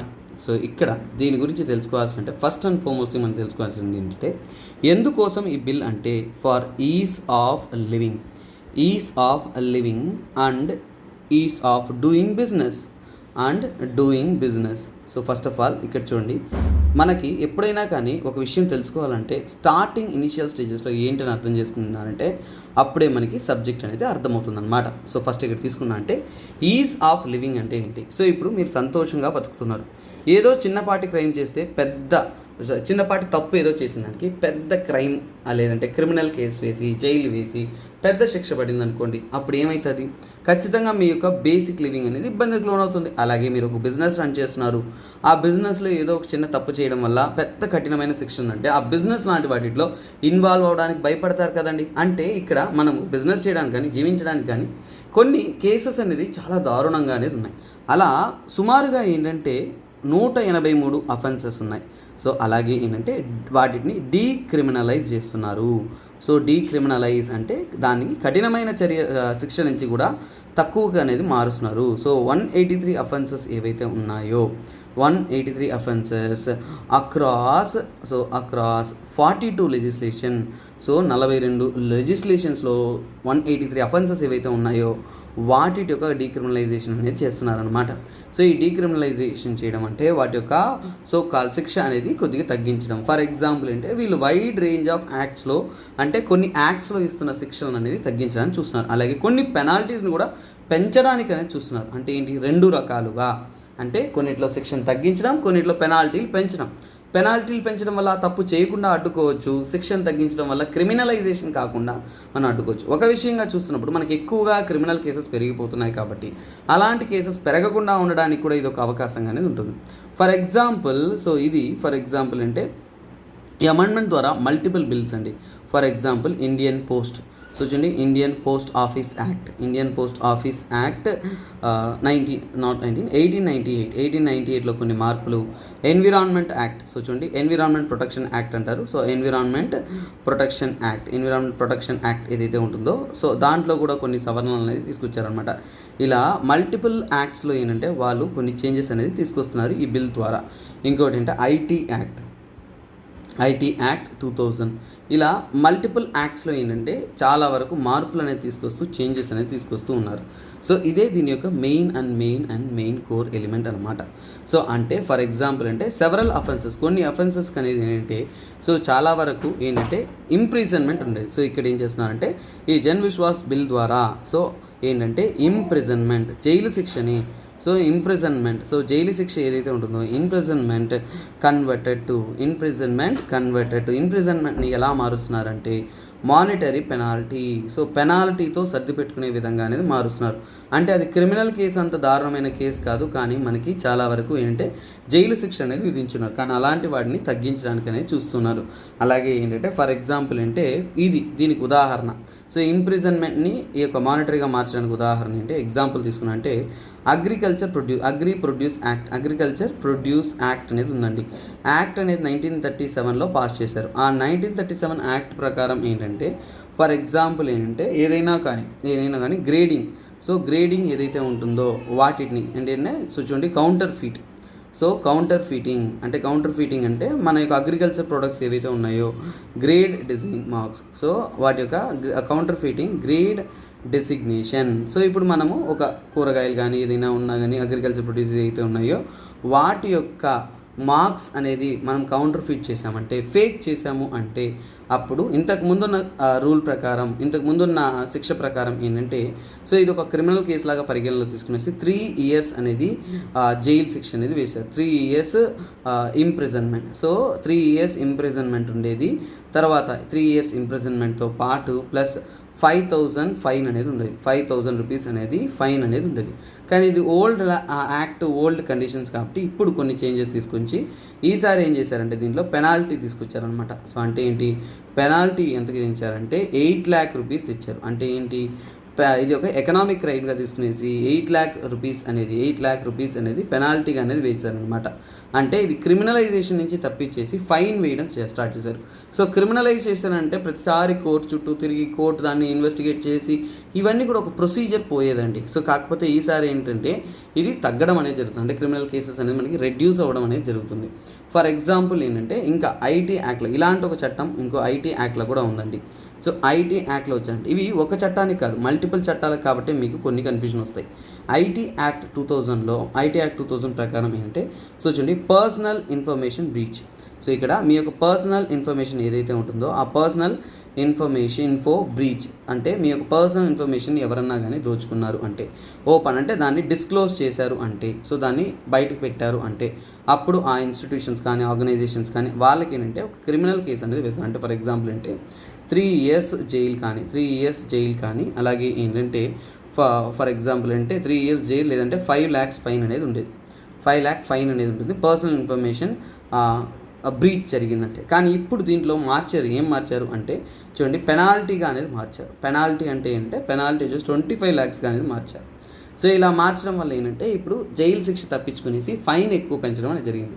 సో ఇలా మార్చడాన్నే మనం ఏమంటున్నామంటే జన్ విశ్వాస్ బిల్ అంటున్నారు. అంటే పెనాల్టీస్ని ఇంప్రూవ్ చేస్తూ జైలు శిక్షను తగ్గిస్తూ ఇంప్రిజన్మెంట్ని తగ్గిస్తూ పెనాల్టీస్ని పెంచడం అనేది జరుగుతున్నారు. సో అలాగే వీళ్ళు దీనిలో కొన్ని ప్రొవిజన్స్ కూడా ఇవ్వడం జరిగింది. ఆ ప్రొవిజన్ జన్ విశ్వాస్ బిల్లో ఏంటంటే వాళ్ళు చెప్తున్న ప్రొవిజన్స్ ఏంటంటే చూడండి, ఫైన్స్ అండ్ పెనాల్టీస్. సో చూడండి, ఫైన్స్ అండ్ పెనాల్టీస్ అనేది ఏంటంటే they are increasing. Fines and penalties will be increased. Fines and penalties అంతా కూడా ఇంక్రీజ్ 10% ఎవ్రీ 3 years అనమాట. అంటే ప్రతి 3 సంవత్సరాలకి. సో ఎవ్రీ 3 yearsకి వచ్చేసి ప్రతి 3 సంవత్సరాలకు వచ్చేసి ఏంటంటే 10% ఉన్న మినిమం అమౌంట్ మీద ఉంటున్న ఆ ఫైన్స్ కానీ పెనాల్టీస్ కానీ పెరుగుతూనే ఉంటుంది అనేది చెప్తున్నారు. సో అలాగే వీటిని ఓవర్సీ చేయడానికి, దీన్ని చదవడానికి ఏంటంటే దే ఆర్ అపాయింటింగ్. సో ఇవన్నీ కూడా సక్రమంగా జరుగుతుందా లేదా అని చూడడానికి జుడిషియరీ నుంచి వాళ్ళు అపాయింట్ చేయాలి. అంటే జుడిషియల్ ఇన్వాల్వ్మెంట్ ఉండాలి కాబట్టి ఒక adjudication. So adjudicating official. So adjudicating officers అనేది అపాయింట్ చేస్తారనమాట. ఈ ఆఫీసర్స్ యొక్క ముఖ్యమైన పని ఏంటంటే సో డిటర్మైన్ పెనాల్టీస్. ఎంత పెనాల్టీ తీసుకోవాలి అనేది వాళ్ళే డిటర్మైన్ చేస్తారనమాట. సో ఈ పెనాల్టీస్ని డిటర్మైన్ చేయడం, వాళ్ళు ఖచ్చితంగా కట్టారా లేదా ఎవిడెన్స్ తీసుకోవడం, తర్వాత ఏంటంటే వాళ్ళ దగ్గర కట్టించడం. సో ఇవి వాళ్ళు తీసుకొస్తారనమాట. సో అలాగే ఏంటంటే ఒక ప్రొసీజర్ ఫాలో అవ్వడం, దాని ద్వారా ఏంటంటే సో దీన్ని రిసాల్వ్ చేసుకోవడం. సో ఇప్పుడు ఏంటంటే మనకి ఎందుకంటే ఈ బిల్ ఎందుకు అవసరం వచ్చింది, అసలు ఈ జన్ విశ్వాస్ బిల్ ఎందుకు వచ్చిందంటే చూడండి, సో ఇక్కడ ఈ మధ్య కాలంలో మనకి చాలా వరకు ఏంటంటే criminal cases are increasing. So చూడండి, ఇప్పుడు చాలా సంవత్సరాలుగా క్రిమినల్ కేసులు పెరుగుతున్నాయి కాబట్టి వాటిని తగ్గించడం కోసం క్రిమినల్ కేసు కాస్త పెనాల్టీస్గా మారిస్తే మన క్రిమినల్ కేసెస్ తగ్గుతాయి అనమాట. సో వై అన్నప్పుడు రైస్ ఇన్ క్రిమినల్ కేసెస్, ముఖ్యంగా ఏంటంటే క్రిమినల్ కేసెస్ పెరుగుతున్నాయి. సో క్రిమినల్ కేసెస్ పెరుగుతున్నాయి కాబట్టి వాళ్ళు ఆల్టర్నేటివ్ వెతకాలి. అలాగే ఏంటంటే చాలా వరకు ఏంటంటే ఈ చిన్నపాటి క్రైమ్స్ అనేది అంటే ఒక పొలిటికల్ టూల్స్గానే తీసుకుంటున్నారు. సో చూడండి, పొలిటికల్ టూల్స్ కంటే ఇవన్నీ కూడా ఏంటంటే సింపుల్ ఒక అడల్ట్రేషన్ కానీ మిస్యూస్ కానీ ఇవన్నీ కానీ చిన్నపాటి క్రైమ్స్, వీటిని ఉపయోగించుకొని పొలిటికల్ టూల్స్గా ఉపయోగించుకునేసి ఈజీగా అనేది ఏదైనా ఒక పొలిటిక్స్ వీటి మీద ఏంటంటే వాటిని రుద్దడం కానీ ఇలాంటివి చేస్తున్నారనమాట. పొలిటికల్ గేమ్కి వీటిని వాడుకుంటున్నారు. అలాంటప్పుడు ఆ క్రిమినల్ కేసెస్ని మనం తగ్గించాలి అనేది చెప్తున్నారు. అలాగే ఏంటంటే ప్రిజన్స్ అనేది ఆల్రెడీ ఏమైపోయిందంటే ఓవర్ క్రౌడ్ అయిపోయాయండి. Prisons are overcrowded. ప్రిజన్స్లో జనాభా అనేది పెరిగిపోయింది. అలాగే తీసుకుంటున్నారు అంటే ఈ మధ్య కాలంలో ఏంటంటే ప్రిజన్స్ అనేది ఏంటంటే కెపాసిటీ తీసుకొని చూడండి, ఇది రీసెంట్గా రిలీజ్ అయిన రిపోర్ట్ అండి. కెపాసిటీ తీసుకున్నారు అంటే 4.25 lakh. సో నా క్లాసెస్లో కంటెంట్ ఎక్కువే ఉంటుందండి, కానీ కంటెంట్ ఎక్కువ చదివితేనే దాంట్లో మినిమం కంటెంట్ అన్న మీకు ఎగ్జామ్లో గుర్తొస్తుంది. 4.4 lakh మెంబర్స్ కెపాసిటీ ఉంటే ఇప్పుడు టోటల్ ఎంతమంది ఉన్నారు జైళ్ళలో అంటే 5.54 lakhs. 2021లో ఈ రిపోర్ట్ అనేది ఇచ్చారు. సో 5.54 lakh ప్రిజనర్స్ అనేవాళ్ళు ఉన్నారనమాట. సో ఇంతమంది ప్రిజనర్స్ ఉన్నారు కాబట్టి ఇక్కడ ఏంటంటే here comes the main crucial thing అనమాట. సో అందుకోసమే ఏంటంటే ఈ బిల్ తేవడం వల్ల కొంతపాటికైనా కానీ గవర్నమెంట్ అనేది క్వాసీ డీక్రిమినలైజేషన్. సో ఇదేంటి, సో ఇక్కడ చేస్తున్నది ఏంటి, ఈ బిల్ ద్వారా మర్చిపోవద్దు, క్వాసీ డీక్రిమినలైజేషన్. ఈ క్వాజీ డీక్రిమినలైజేషన్ పదం చాలా ఇంపార్టెంట్. సో డీక్రిమినలైజేషన్, సో ఈ యొక్క ప్రాసెస్ ద్వారా ఏంటంటే మొత్తానికైతే క్రిమినల్ కేసెస్ తగ్గిస్తూ వీటిని ఏంటంటే ఒక బర్డన్సమ్ అనేది రెడ్యూస్ చేయడం అనేది జరుగుతుందన్నమాట. You understand this article, this is a beautiful article అని నేను ఫ్లో చార్ట్లో మార్చి మీకు ఇదే ఆర్టికల్ అనేది నేను మీకు కంటెంట్లో అనేది ప్రొవైడ్ చేస్తాను అనమాట. సో ఇది ఇంటర్నేషనల్ ఎకనామీలో చాలా వరకు ఇంపార్టెంట్ ఆర్టికల్, ఎకనామీలో part of the important article. What is switch downgrade of US about. చాలా టఫ్ ఆర్టికల్ అండి, అర్థం అవడం కష్టమేనండి. కాకపోతే ఇక్కడ ఫస్ట్ సింపుల్గా అర్థం చేసుకున్నాం, మన సబ్జెక్ట్ అనేది అర్థమైపోతుంది. So first of all Fitch అంటే ఏంటి, సో ఫస్ట్ మనం తెలుసుకోవాలండి. ఫిచ్ అనేది ఏంటంటే గ్లోబల్ రేటింగ్ ఏజెన్సీ. సో ఏంటది, గ్లోబల్ రేటింగ్ ఏజెన్సీ అనమాట. సో గ్లోబల్ రేటింగ్ ఏజెన్సీ అంటే ఏంటంటే వాళ్ళు ప్రపంచవ్యాప్తంగా ఎకనామిక్ స్టాండర్డ్స్ని స్టడీ చేసి ఆ ఎకనామిక్ స్టెబిలిటీని బట్టి ప్రపంచ దేశాలకు వాళ్ళు రేటింగ్ అనేది ఇస్తారు. అలా ఇస్తున్న ఫిచ్ వచ్చేసి యుఎస్ఏ, యునైటెడ్ స్టేట్స్ ఆఫ్ అమెరికాకి ఇంతవరకు ఫస్ట్ టైం డౌన్ గ్రేడ్ చేసిందనమాట. 2011 తర్వాత ప్రస్తుతానికి ఏఏఏ గ్రేడ్ నుంచి కూడా టు ఏఏ ప్లస్ గ్రేడ్ అనేది డౌన్ గ్రేడ్ ఇచ్చారు. సో గ్రేడ్ అనేది ఇచ్చారు అంటే ఏంటి, ఇక్కడ చేసింది ఏంటంటే డౌన్ గ్రేడ్ అనేది చేశారు. సో అంటే ఏంటి, ఇప్పుడు ప్రపంచవ్యాప్తంగా యూఎస్ఏ యొక్క ఎకనామీ యొక్క పర్ఫార్మెన్స్ అనేది బాగాలేదు అనేది వాళ్ళు చెప్తున్నారు. గత 20 సంవత్సరాలలో యూఎస్ఏ యొక్క గ్రేడింగ్ అనేది వాళ్ళ యొక్క ఫిస్కల్ గ్రోత్ అనేది చాలా వరకు స్లోగా ఉంది. ఎందుకు సార్ అంటే ఈ ఫిచ్ చెప్పిన విషయం ఏంటంటే, ఫిచ్ రేటింగ్ ఏజెన్సీ చెప్పిన విషయం ఏంటంటే చూడండి, ఫిస్కల్ డిటరియేషన్, యూఎస్ఏకి ఫిస్కల్ అంటే ఎకనామీ అనేది డిటరియేట్ అనేది అయిపోతుంది. సో డిటరియేషన్ జరుగుతుంది అనేది చెప్తున్నారు. అలాగే గ్రోయింగ్ గవర్నమెంట్ డెప్ట్ అనమాట, అంటే గవర్నమెంట్ యొక్క అప్పులు పెరిగిపోతున్నాయి. సో ఇవన్నీ పరిగణలో తీసుకుంటూ ఇవన్నీ కూడా ఏంటంటే గత 20 సంవత్సరాలుగా 20 ఇయర్స్గా యూఎస్ఏలో జరుగుతున్న విషయాలన్నమాట. వీటి రెండింటిని పరిగణలో తీసుకునేది. ఈ పరిస్థితులను చూసిన తర్వాత ఫిస్కల్ వాళ్ళు ఏంటంటే రేటింగ్ అనేది తగ్గించినారు. ఇప్పుడు మనకి ఇది న్యూస్ అన్నమాట. సో ఇప్పుడు మనం తెలుసుకోవాల్సిన అంటే ఇలా చేయడం వల్ల ఏం ప్రాబ్లమ్స్ వస్తాయి అంటే, ప్రాబ్లమ్స్ అంటే ఏంటి, ఏమేమి ఇష్యూస్ వస్తాయి అని తీసుకున్నారు అంటే, ఇక్కడ ఇలాంటి రేటింగ్ తగ్గించడం వల్ల ఏమవుతుంది అంటే గవర్నెన్స్ అనేది చాలా వరకు దెబ్బతింటుంది. గవర్నెన్స్ అంటే పరిపాలనా విధానం, కానీ గవర్నెన్స్ అనేది వాటి యొక్క స్టాండర్డ్స్ అనేది రెడ్యూస్ అయిపోతుంది. గవర్నెన్స్ యొక్క స్టాండర్డ్స్ అనేది మునుపటిలో ఉన్నట్టు విధంగా కాకుండా రెడ్యూస్ అనేది అవుతుందని చెప్తున్నారు. సో అలాగే ఏంటంటే ఇక దీన్ని ఓవర్కమ్ చేయడానికి, ఇంకా బెటర్గా తీసుకురావడానికి, ఫిజికల్ మేనేజ్మెంట్ చేయడానికి, సో యూఎస్ ప్రాబ్లమ్స్ ఏంటి, నేను యూఎస్కి ఇస్తున్నాను ప్రాబ్లమ్స్, ఇది యూఎస్కి ఇచ్చే ప్రాబ్లమ్స్ ఏంటి అని చెప్తున్నాను. సో దీన్ని మనము ఓవర్కమ్ చేయడానికి, సో ఇలాంటి గవర్నెన్స్ కానీ వీటిని ఓవర్కమ్ చేయడానికి ఆ గవర్నమెంట్ అనేది ఏంటంటే బైపార్టీషన్ అగ్రిమెంట్ అనేది తీసుకొచ్చారనమాట. Bipartisan agreement. సో ఈ బైపార్టీషన్ అగ్రిమెంట్ అనేది ఏంటంటే, సో ఫర్ ఎగ్జాంపుల్ డెప్ట్ లిమిట్ అంతా కూడా జనవరి 2025 అంతా కూడా ఈ డెప్ట్ లిమిట్స్ లేకుండా చేయడానికి, అలాగే పొలిటికల్ స్టాండ్ ఆఫ్ అన్నీ కూడా రెగ్యులర్ అవ్వడానికి తీసుకొస్తున్నారు. అయినా సరే ఇక్కడ ఏంటంటే ఎకనామిక్ ఇన్స్టెబిలిటీ అనేది ఉందనేదే చెప్తున్నారు.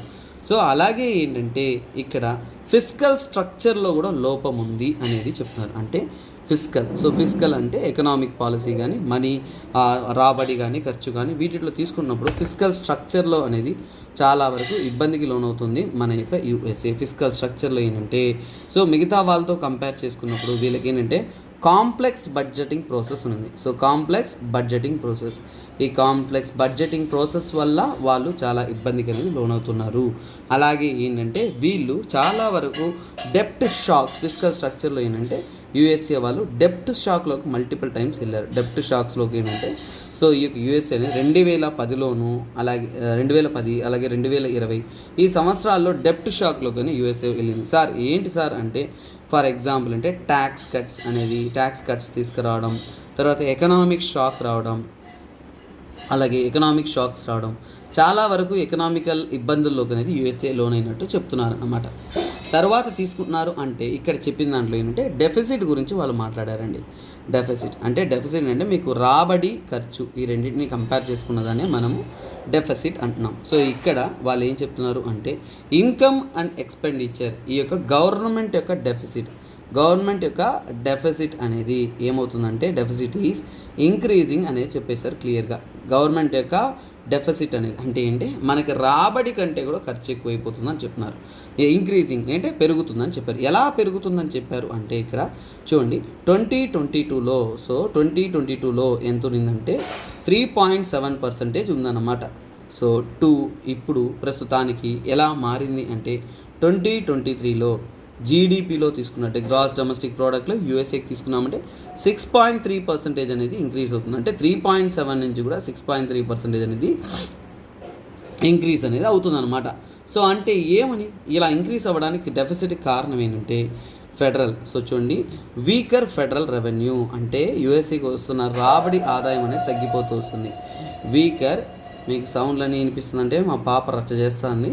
సో తప్పదు కాబట్టి ఈ క్లాసెస్ అన్ని ఇబ్బందులు తీసుకున్నాను. అందుకనే ఈరోజు క్లాస్ కూడా చాలా లేట్ అయిందనమాట. సో అలాగే ఏంటంటే వాళ్ళకి వస్తున్న రాబడి అనేది తగ్గిపోతూ వస్తుంది. అలాగే న్యూ స్పెండింగ్, కొత్త ఖర్చులు అనేది యూఎస్ఏకి చాలా ఎక్కువగా అనేది పెరుగుతూ ఉందన్నమాట. అలాగే ఇంట్రెస్ట్ బర్డెన్, నెక్స్ట్ కాన్సెప్ట్ ఏంటంటే వాళ్ళకి హై ఇంట్రెస్ట్ బర్డన్. యూఎస్ఏకి ఏంటంటే హై ఇంట్రెస్ట్ బర్డన్ అంటే అప్పులు అనేది పెరిగిపోతున్నాయి, దానికి వడ్డీలు కట్టలేకపోతున్నారన్నమాట బ్రిటిష్ వాళ్ళు. High interest burden. Sir USA కూడా అప్పులు తీసుకుంటుందా, వాళ్ళకి కూడా బర్డన్ వస్తుందా సార్ అంటే అంతేనండి. ఏ దేశమైనా కానీ ఎకనామికల్గా ఇంక్రీజ్ అవుతున్నప్పటికీ కూడా డికేడ్ వాళ్ళకి రైజింగ్ డెప్ అప్పులు పెరుగుతున్నప్పటికీ కూడా ఏంటంటే వాళ్ళకి దాని మీద ఇంట్రెస్ట్ కాస్ట్ కూడా పెరుగుతుంది. ఏం చెప్తున్నారు అంటే 2023 అంతా కూడా సో చూడండి జీడిపి పైన 3.6% అనేది వస్తుందని చెప్తున్నారు ఈ యొక్క ఇంట్రెస్ట్ కాస్ట్ అనేది. సో అలాగే ఏంటంటే ఇక్కడ హెల్త్ కేర్ ఎక్స్పెండిచర్ పెరిగిపోతుంది. ఏమని? Health care expenditure. యూఎస్ఏలో ఆరోగ్యం పైన పెట్టే ఖర్చు health care expenditure is increasing. ఎందుకు sir health care expenditure increasing అంటే ఒకటే రీజన్ అంటే ఏజింగ్ పాపులేషన్. చాలామందికి వయసు అయిపోతూ ఉంది. వరల్డ్లోనే యంగెస్ట్ పాపులేషన్ అంటే ఇండియానే. యూఎస్ఏలో ఉంటున్న ప్రజలకు అనేది ఏజింగ్ అనేది అయిపోతూ ఉంది, అదొక కారణం. తరువాత తీసుకున్నారు అంటే ఈ సైకిల్ అనేది మల్టిపుల్గా మారిపోతూ మల్టిపుల్ ఇంపాక్ట్స్ అనేది చేస్తున్నారనమాట. ఫర్ ఎగ్జాంపుల్ ఏంటంటే ఈ మధ్యకాలంలో రిసెషన్ వైపు రిసెషన్ అనేది ఛాన్సెస్ ఉన్నాయని చెప్తున్నారు. ఇవన్నీ కూడా ఏంటంటే main issues for the USA. ఇది మన యూఎస్ఏ యొక్క సమస్యలు అన్నమాట. సరే, ఇక్కడ మనం ఆ రేటింగ్ ఏజెన్సీ గురించి చెప్పాను కాబట్టి వాటి గురించి మన ఇండియా యొక్క రేటింగ్ గురించి తెలుసుకుందాం. తర్వాత ఇదే విషయాన్ని ఇండియా మీద ఇక్కడ ఏదైతే మనకి యూఎస్ఏలో డౌన్ గ్రేడ్ చేశారో రేటింగ్, అది మన ఇండియా మీద ఎలాంటి ప్రభావం పడుతుంది అనేది మనం తెలుసుకుందాం అన్నమాట. సో ఇప్పుడు మనం ఫిచ్ రేటింగ్ కాబట్టి ఫిచ్ రేటింగ్ ఎలా ఇస్తారు అంటే వాళ్ళు సెవరల్ రేటింగ్ ఇస్తారు. హైయెస్ట్ రేటింగ్ అనేది ఏఏఏ నుంచి కూడా D వరకు రేటింగ్ ఇస్తారనమాట. అంటే ఏంటంటే యూఎస్ఏకి ఏ రేటింగ్ ఇచ్చారు కాబట్టి ఏ రేటింగ్ అంటే ఎక్సెప్షనల్లీ స్ట్రాంగ్ కెపాసిటీ. ఎక్సెప్షనల్లీ అంటే ఖచ్చితంగా ఆ దేశం అనేది చాలా అద్భుతమైన స్ట్రాంగ్ కెపాసిటీతో ఉంది, చాలా బెటర్ పెర్ఫార్మెన్స్ ఉంది అనేది. సో ఫిజికల్ కమిట్మెంట్స్లో ఫిజికల్ పేమెంట్లో హైయెస్ట్ క్వాలిటీ ఉంటుందని యూఎస్ఏకి అదే రేటింగ్ ఇచ్చారు కాబట్టి సో అందువలన ఏంటంటే ప్రపంచంలోనే అతి స్ట్రాంగ్ ఎకనామీగానే నమ్మబడుతూ ఉంది. అలాగే ఏ రేటింగ్ ఇచ్చారంటే దాన్ని వెరీ లో. సో చూడండి, వెరీ లో డిఫాల్ట్ రిస్క్. అది అంత ఈజీగా డిఫాల్ట్ అవ్వదు, బట్ బెటర్, కానీ ఏ కంటే కూడా తక్కువ అన్నమాట. మన ఇండియాకి బీబీబీ రేటింగ్ అనేది మన ఇండియాకి అనేది ఇచ్చున్నారు ప్రస్తుతానికి. ఈ రేటింగ్ బీబీబీ అంటే ఏంటంటే ఫర్ ఎగ్జాంపుల్ గుడ్ ప్రాస్పెక్టివ్ అంటే ప్రస్తుతానికి మంచిగానే పోతుంది, రేపు మనం చేస్తున్న ప్రయత్నాలను బట్టి ఇంకా మంచిగా అనేది పోతుంది అనేది వీళ్ళ యొక్క నమ్మకం అనమాట. ఇలాంటి రేటింగ్ అనేది ఇచ్చారు, ఫిజికల్ రేటింగ్ అనమాట. సో ఇది ఎక్కడ పక్కన పెట్టాము అంటే నెక్స్ట్ కాన్సెప్ట్లోకి వెళ్తున్నాము అంటే ఇక్కడ చూడండి. సో ఇక్కడ మనం అర్థం చేసుకోవాల్సిన అంటే ఇండియా మీద ఇంపాక్ట్ ఎలాంటిది. సో ఇండియా పైన ఇంపాక్ట్ ఎలా ఉంటుంది. ఫర్ ఎగ్జాంపుల్ ఫెచ్ రేటింగ్ అనేది తగ్గించారు, గ్రేడింగ్ అనేది వాళ్ళు ఏంటంటే తక్కువ చెప్పారు. సో అప్పుడు ఇండియా మీద ఎలాంటి ప్రభావం పడుతుందో మనం తెలుసుకోవాలి. సో ఇండియాలో అన్నప్పుడు ఏంటంటే మనకి స్టాక్ మార్కెట్. సో చూడండి, స్టాక్ మార్కెట్ మీద ప్రభావం అనేది పడుతుంది. సో ఎందుకంటే స్టాక్ మార్కెట్ మీద ఎక్కువగా మేజర్ ఎఫెక్ట్ ఉంటుందని చెప్తున్నారు. ఎందుకంటే యూఎస్ఏ ఎకనామీ మీద డిపెండెంట్ అయిన వరల్డ్ మార్కెట్ ఉంటుంది కాబట్టి, ప్రపంచ మార్కెట్ అనేది యూఎస్ఏ మీద డిపెండ్ ఉంటుంది కాబట్టి ఖచ్చితంగా స్టాక్ మార్కెట్ మీద ప్రభావం అయితే పడుతుంది. అలాగే ఏంటంటే మనకి ఇండియాలో ఉంటున్న బాంబే స్టాక్ ఎక్స్చేంజ్ సెన్సెక్స్ ఏదైతే ఉంటుందో ఈ సెన్సెక్స్ అనేది 1% అనేది అంటే 1% అనేది తగ్గిందనమాట. So 1% below. ఏషియా మార్కెట్స్లో అన్ని మార్కెట్స్ కూడా అంటే 1% దాకా డిగ్రేడ్ అయ్యాయి అని చెప్తున్నారు. ఇంకా టోక్యో, ఆస్ట్రేలియా వాళ్ళకు కూడా ఏంటంటే డిగ్రేడ్ అనేది అయ్యాయి అని చెప్తున్నారు. అలాగే ఏంటంటే మనం తీసుకున్నామంటే ముఖ్యంగా ఈ స్టాక్ మార్కెట్లు తీసుకున్నామంటే టెక్నాలజీ స్టాక్స్. అంటే టెక్నాలజీలో ఏంటంటే యూఎస్ఏ చాలా ఇంపార్టెంట్ కాబట్టి టెక్నాలజీలో ఉండే స్టాక్స్ అనేది ఫాలన్. సో వాటి యొక్క రేట్లు అనేది చాలా వరకు తగ్గడం అనేది ఏంటంటే డౌన్ గ్రేడ్ అవ్వడం అనేది జరిగింది. ఇంకా కొన్ని ప్రోడక్ట్స్ ఏవైతే యూఎస్ఏ ఎకనామీకి ఇంటర్ రిలేటెడ్ ఉంటాయో వాటి యొక్క వాల్యూ అనేది తగ్గిందని చెప్తున్నారు. తర్వాత బాండ్స్. సో బాండ్స్ పైన తీసుకుంటున్నారు అంటే సో చూడండి, యూఎస్ ట్రెషరీ బాండ్స్ అనేది వాళ్ళ దేశంలోనూ ఇంటర్నేషనల్గాను మనం ఏంటంటే సేల్ అనేది చేస్తూ ఉంటారు. ఆ బాండ్స్ తీసుకుంటున్న వాల్యూ అనేది తగ్గిందనమాట. సో ఆ బాండ్స్ వాల్యూ కూడా ఏంటంటే డౌన్ గ్రేడ్ అయ్యాయని చెప్తున్నారు. సో అప్పుడు ఇండియన్ మార్కెట్లో ఈ బాండ్స్ కూడా సర్క్యులేట్ అవుతాయి. సో ఎక్కడైతే ఈ బాండ్ మార్కెట్ సేల్ అవుతుందో అవన్నీ కూడా డౌన్ గ్రేడ్ అయ్యాయి. సో పెట్టుబడిదారులు కూడా ఏంటంటే ఎక్కువ రిస్క్ అనేది ఫేస్ చేస్తున్నట్టు చెప్తున్నారు. ఎందుకంటే యూఎస్ ట్రెషరీ బాండ్స్ యొక్క ప్రైసెస్ తగ్గడం వల్ల ఇన్వెస్టర్స్ మీద అది ఇంపాక్ట్ అనేది పడుతుంది. తర్వాత ఏంటంటే షార్ట్ టర్మ్, తాత్కాలికంగా ఈ రేటింగ్ వల్ల మనకి షార్ట్ టర్మ్ ఇంపాక్ట్స్ అనేది ఉంటుందంటున్నారు. ఎందుకంటే మన ఇండియా అనేది వన్ ఆఫ్ ద ఎమర్జింగ్ మార్కెట్లో ఏంటంటే ఇలాంటి సడన్ ఫాల్స్ అనేది అంటే చిన్న చిన్న ఇంపాక్ట్స్ అనేది కలిగిస్తుంది అని చెప్తున్నారు. కాకపోతే మన ఇండియన్ మార్కెట్ తీసుకున్నారు అంటే ఇండియన్ మార్కెట్ అనేది ఓన్లీ యూఎస్ఏ పైన ఆధారపడి రన్ అవుతున్న మార్కెట్ కాదు. కాబట్టి ఇండియన్ మార్కెట్ అనేది మైనర్ ఇంపాక్ట్ మాత్రమే ఉంటుందంటున్నారు. మైనర్ ఇంపాక్ట్ అంటే చిన్న తరహాలో ఇబ్బందులు మాత్రమే లోన్ అయింది, కానీ పెద్ద తరహాలో ఏమీ లేదు అనేది క్లియర్గా చెప్తున్నారు. అలాగే వీటిని ఓవర్కమ్ చేయడానికి సో ఇప్పుడు మనం ఏంటంటే మన ఇండియన్ మార్కెట్ అనేది ఇలాంటి దెబ్బలను తట్టుకోవడానికి, ఇలాంటి సిచ్యువేషన్స్ని ఫేస్ చేయడానికి మనకేంటంటే చూడండి, మనము ఫారిన్ రిజర్వ్స్ అనేది పెంచుకోవాలి. సో ఫారిన్ రిజర్వ్స్ అనేది మనము ఖచ్చితంగా ఏంటంటే ఇంప్రూవ్ చేసుకోవాలి. అంటే ఫారిన్ రిజర్వ్స్ అనేది మనకి మంచిగానే ఉన్నాయి. అలాగే క్యాపిటల్ ఫ్లో, మన ఇండియాకి వస్తున్న క్యాపిటల్ ఫ్లో అనేది ఏదైతే ఉంటుందో అది మనం ఇంకా ఏంటంటే డైవర్సిఫై చేయాలి, లేదంటే క్యాపిటల్ ఫ్లో అనేది బ్యాలెన్స్ చేసుకుంటూ ఉండాలి. సో ఏంటంటే మనం చాలా వరకు క్యాపిటల్ ఫ్లో అంటే మనకి వస్తున్న ఇన్కమ్ కానీ ఈ క్యాపిటల్ ఫ్లో ఏదైతే ఉంటుందో దాన్ని బ్యాలెన్స్ చేసుకోవాలి, అది కూడా కేర్ఫుల్లీ. అప్పుడే మనం ఇలాంటి షాక్స్ నుంచి తట్టుకోవచ్చు అనమాట. అలాగే మనం యూఎస్ఏతోనే ట్రేడ్ చేయడం కరెక్ట్ కాదు కదండి. సో మనం ఏంటంటే డైవర్సిఫైయింగ్ ట్రేడ్ అనమాట. మన వ్యాపారం ఏదైతే ఉంటుందో ట్రేడ్ అనేది డైవర్సిఫై చేసుకుంటూ మిగతా దేశాలతోనూ, ఫర్ ఎగ్జాంపుల్ అంటే నాట్ ఓన్లీ సో చూడండి, నాట్ ఓన్లీ యూఎస్ఏ ఇంకా European union, Russia, United Kingdom, ఇలా మల్టిపుల్ కంట్రీస్ అన్నిటితో కూడా ఏంటంటే మనము ట్రేడ్ అనేది చేసుకోవాలన్నమాట. అలాగే ఏంటంటే మన పాలసీస్ అనేది కూడా ఎకనామికల్గా ఏంటంటే హయ్యర్ బారోయింగ్స్ అనేది యూఎస్ వైపు మనం తీసుకోకుండా జాగ్రత్త పడ్డామంటే సరిపోతుంది. మన ఫిజికల్ అనేది మేనేజ్మెంట్ చేసుకోవాలి. మన ఇండియా యొక్క ఫిజికల్ మేనేజ్మెంట్ అనేది మనం జాగ్రత్తగా చేసుకున్నామంటే సరిపోతుంది అనేది వాళ్ళు క్లియర్గానే చెప్తున్నారు అనమాట. సో ఇదే ఈ యొక్క ఆర్టికల్ యొక్క over view and simple terms అండి.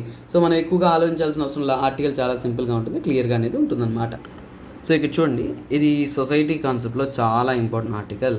This speaks about issues of sex selective surgeries గురించి కేరళ హైకోర్టు ఏం చెప్పింది అంటే, సో ఇంటర్సెక్స్ ఇన్ఫాంట్స్కి ఏంటంటే సో వీటి మీద కొత్త నామ్స్ ఇవన్నీ తీసుకురమ్మని చెప్పింది అనమాట. సో ఈ సమస్య ఎందుకు వచ్చిందంటే, ఇప్పుడు మీకు ఒక పదం అనేది తెలియాలి. So I will tell you where it is found. So ఇక్కడ ఒక పదం ఏంటంటే చూడండి, ambiguous. So ambiguous genitalia. So ambiguous genitalia అంటే ఏంటంటే ఒక కేసు అనేది నమోదు చేశారు. సెక్స్ సెలెక్టివ్ సర్జరీ చేయడానికి ఒక 7 years కిడ్కి వాళ్ళ ఫ్యామిలీ ఏంటంటే ఆ పాపని ఏంటంటే ఫిమేల్గా పెంచాలనుకుంటున్నారు. సో అందువల్ల ఏంటంటే దానికి సర్జరీ చేయాలని చెప్పారు. సో ఏంటంటే కొంతమంది పిల్లలు చైల్డ్ వచ్చేసి పుట్టినప్పుడు child born with ambiguous. So ambiguous genitalia అంటే ఏంటో ఒక కండిషన్ మీకు చెప్తున్నాను. ఇది చాలా వరకు మెడిసినల్ టర్ము. సో నార్మల్ టర్మ్లో అర్థం చేసుకోవడం కష్టం. అంబిగ్వస్ జెనిటాలియాలో ఏంటంటే ఇక్కడ ఒక కంటెంట్ ఏంటంటే child is not Born with perfect genetical structure. అంటే ఏంటి, సో ఇక్కడ ఎవరైతే పిల్లలు జన్మించుంటారో సో వారికి ఏంటంటే ఒక ఇంటర్సెక్స్ ఇన్ఫాంట్ లాగా. సో ఏంటంటే no clear defined male or female genitals. అంటే మేల్ సెక్స్ ఆర్గాన్ కానీ ఫిమేల్ సెక్స్ ఆర్గాన్ కానీ క్లియర్గా డిఫైన్గా అయ్యి లేదంటే క్లియర్గా డెవలప్ అయ్యి అనేది ఉండరు. So no clear define male or female sex organ. So వాళ్ళ యొక్క సెక్స్ ఆర్గాన్స్ అనేది మేల్ కానీ ఫిమేల్ కానీ ప్రాపర్గా అనేది డెవలప్ అయి ఉంటుంది అనమాట ఎర్లీ చైల్డ్హుడ్. అలాంటి సిచ్యువేషన్స్లో ఏంటంటే ఈ పేరెంట్స్ అనేది ఏంటంటే ఆ ఎర్లీ ఏజ్లోనే ఆపరేషన్ చేసి వాళ్ళకి ఏ జెనెటికల్ మేల్ కానీ ఫిమేల్ కానీ వాళ్ళు మార్చడానికి అనేది ట్రై చేస్తూ ఉంటారు. సో అప్పుడు ఏంటంటే దీర్ఘకాలికంలో ఏంటంటే వాళ్ళ మీద పెద్ద ప్రభావం అనేది ఉంటుంది. అదే సెక్స్ సెలెక్టివ్ సర్జరీస్ అంటారు. ఇక్కడ ఏంటి ఇంటర్సెక్స్ ఇన్ఫాంట్స్ అంటే ఏంటంటే వాళ్ళు ఆ పిల్లలకి ఏంటంటే మేల్ సెక్స్ ఆర్గాన్ వచ్చిందా ఫిమేల్ సెక్స్ ఆర్గాన్ వచ్చిందా అనేది మనం క్లియర్ కట్గా అనేది మనము చెప్పలేమన్నమాట. సో దాన్ని ఏమనంటే ఆ పదం మీకు ఇంపార్టెంట్ అని చెప్తున్నాను.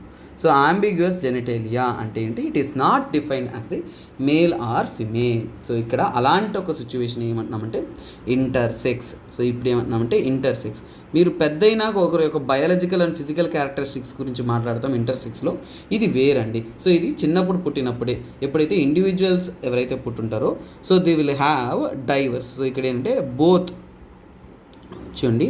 So they will have diverse physical. So అంటే వాళ్ళకి ఏంటంటే ఏ క్యారెక్టరిస్టిక్స్ ఇంకా బయటపడి ఉండదు, మేల్ క్యారెక్టరిస్టిక్స్ ఫిమేల్ క్యారెక్టరిస్టిక్స్ అనేది diverse physical and biological characteristics. అంటే వాళ్ళ బయాలజికల్ క్యారెక్టరిస్టిక్స్లోను అలాగే ఫిజికల్ క్యారెక్టరిస్టిక్స్లోను ఏంటంటే క్లియర్ కట్గా అనేది అంటే మేల్ ఆర్ ఫిమేల్ అనేది వాళ్ళకి డిఫైన్ అనేది చేయలేమన్నమాట.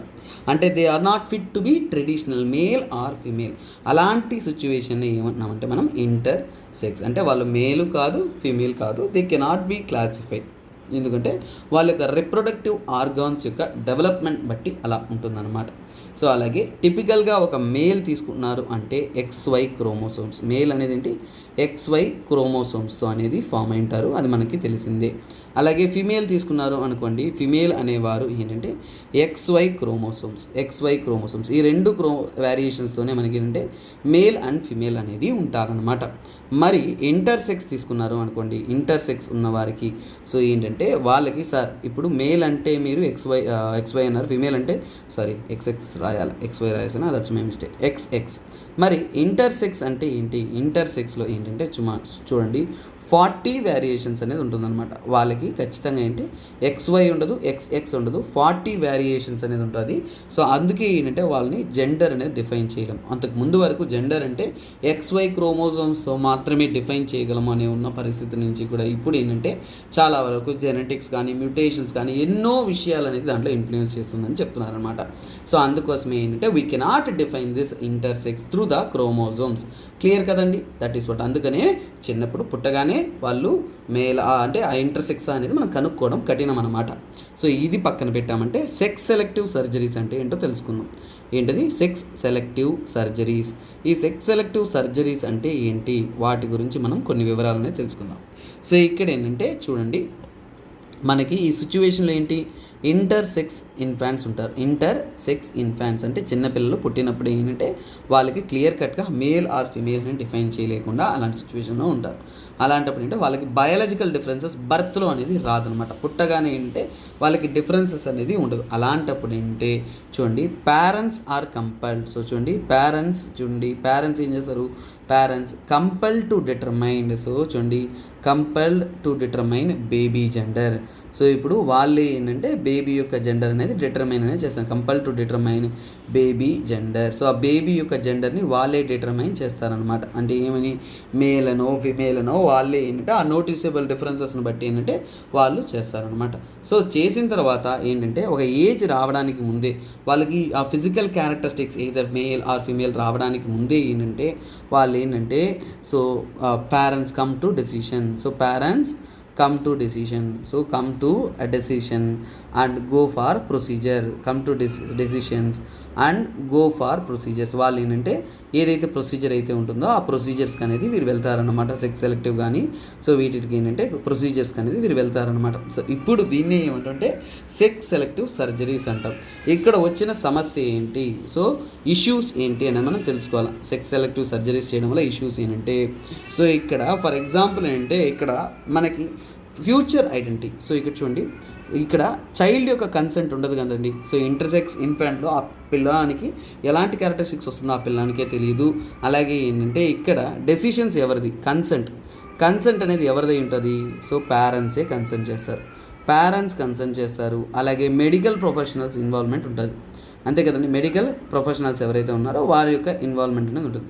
సో వీరి యొక్క ప్రొఫెషనల్స్ ఇన్వాల్వ్మెంట్ చూసుకున్నారు అంటే ఫైనల్గా ఏంటంటే ఇది ఖచ్చితంగా ఏంటంటే it is not align, consent అనేది not align with child future. So ఏంటంటే నాట్ అలైన్ అంటే చైల్డ్ ఇలాగే పుడతారనేది ఇలాగే ఉంటారనేది ఆ చైల్డ్కి కూడా తెలియదు. అందువల్ల అంటే not aligned with child identity. So ఆ చైల్డ్ యొక్క ఐడెంటిటీ ఫ్యూచర్లో తెలుస్తుంది కానీ ఇప్పుడే తెలియదు. Child identity male or female అనేది ఇప్పుడు తెలియదు. సో అలాంటి సమయాల్లో ఏంటంటే కన్సెంట్ అనేది వీళ్ళు ఇవ్వడం అనేది చాలా పెద్ద ప్రాబ్లంగా ఉంటుంది. అంటే దీర్ఘకాలికంగా లాంగ్ టర్మ్ ఇంపాక్ట్స్ అనేది ఉంటుందండి, లాంగ్ టర్మ్ ఎఫెక్ట్స్ అనేది ఎక్కువగా ఉంటుంది. ఎందుకంటే ఆ పిల్లవాని యొక్క ఆ చిన్న పిల్లవాని ఎవరైతే ఉన్నారో ఆ పిల్లల మీద ఫిజికల్గాను, సో ఇప్పుడు ఏంటంటే ఫిజికల్గాను అలాగే ఏంటంటే ఎమోషనల్గాను చాలా వరకు ఏంటంటే వాళ్ళు సఫర్ అవుతారనమాట. ఎందుకంటే వాళ్ళకి వాళ్ళ క్యారెక్టరిస్టిక్స్ వాళ్ళకి తెలియనప్పుడు ఫ్యూచర్లో డెవలప్మెంట్స్ అయిన తర్వాత ఈ ఫిజికల్ అండ్ ఎమోషనల్ కాన్సిక్వెన్సెస్ అనేది ఎక్కువగా ఉంటుందనేది ఎక్స్పర్ట్స్ అనేది చెప్తున్నారు అనమాట. ఫర్ ఎగ్జాంపుల్ అంటే పెయిన్, సెన్సేషను, సెక్సువల్ డిస్ఫంక్షను ఇలాంటివన్నీ కూడా ఫ్యూచర్లో లాంగ్ టర్మ్లో వాళ్ళకి ఇంపాక్ట్ అనేది ఉంటుంది. అలాగే ఏంటి వాళ్ళకి తెలియకుండా చేస్తున్నప్పుడు ఏంటంటే ఇది ఖచ్చితంగా ఏంటంటే హ్యూమన్ రైట్స్ వైలేషన్ అనమాట. సో అంటే మానవ హక్కుల ఉల్లంఘన అనేది చెప్తున్నారు. సో మన హైకోర్టు తరపు నుంచి కూడా. అలాగే ఏంటంటే మనకి కాన్స్టిట్యూషన్గా ఆర్టికల్ 14, సో చూడండి ఆర్టికల్ 14లో ఏంటంటే మనకి రైట్ టు ఈక్వాలిటీ ఇచ్చారు. తర్వాత ఆర్టికల్ 19లో ఏంటంటే ఎవరికి నచ్చింది వాళ్ళు డిసైడ్ చేసుకోవచ్చు. అంటే ఏంటి, సో అక్కడ మనకి ఏంటంటే రైట్ టు స్పీచ్, మన హక్కు మనం చెప్పుకోవాలి. ఇక్కడ వాళ్ళకి అది లేదు కదండి, సో ఇంకొకరు డిసైడ్ చేయడం. అలాగే ఏంటంటే article 21 right to live with protection of life and liberty. So చూడండి right to life and liberty అనేది ఆర్టికల్ 20. ఇవన్నీ కూడా ఏంటంటే మనకి చాలా చాలా ఇంపార్టెంట్. సో అందుకోసమే ఏంటంటే ఇవన్నీ కూడా అక్కడ ఉల్లంఘన జరుగుతుందనేదే ఇక్కడ చెప్తున్న ఒక ముఖ్యమైన అంశం. సో దానికోసమే ఏంటంటే మనకు ఏంటంటే ఇక్కడ వచ్చిన ప్రాబ్లం ఏంటంటే దీన్ని కంట్రోల్ చేయడానికి నేను ఇప్పుడు ఈ ఆర్టికల్ చెప్పడం వల్లనే చాలామంది స్టూడెంట్స్కి తెలుసుంటుంది. మీరు చదువున్నా కానీ ఇంత డీటెయిల్గా అనేది మీకు తెలుసుంటుంది అనమాట. అంటే ఏంటి, మనకి తెలియడమే లేనప్పుడు దానికి రెగ్యులేషన్స్ ఎక్కడ ఉంటాయి, చట్టం ఎక్కడ ఉంటుంది, దాని కంట్రోల్ ఎక్కడ ఉంటుంది అనేది ఇక్కడ పెద్ద ప్రాబ్లం అనేది ఉంటుంది. సో అలాగే ఏంటంటే ఇది ట్రాన్స్జెండర్ రైట్స్ అండ్ లీగల్ ఫ్రేమ్వర్క్స్లో ఏంటంటే వాళ్ళ హక్కులను కూడా మనం కాపాడాల్సిన అవసరం ఉంది. కాబట్టి ఇంటర్సెక్స్ వేరియేషన్స్ వల్ల జరుగుతున్న ఇంపాక్ట్స్ అనేది ఫ్యూచర్ టర్మ్స్లో పెద్దగా జరుగుతుంది. కాబట్టి we need to safeguard the rights అనేది ఇక్కడ సుప్రీంకోర్టు చెప్పాలి, హైకోర్ట్ ఆఫ్ కేరళ అనేది చెప్పిందనమాట.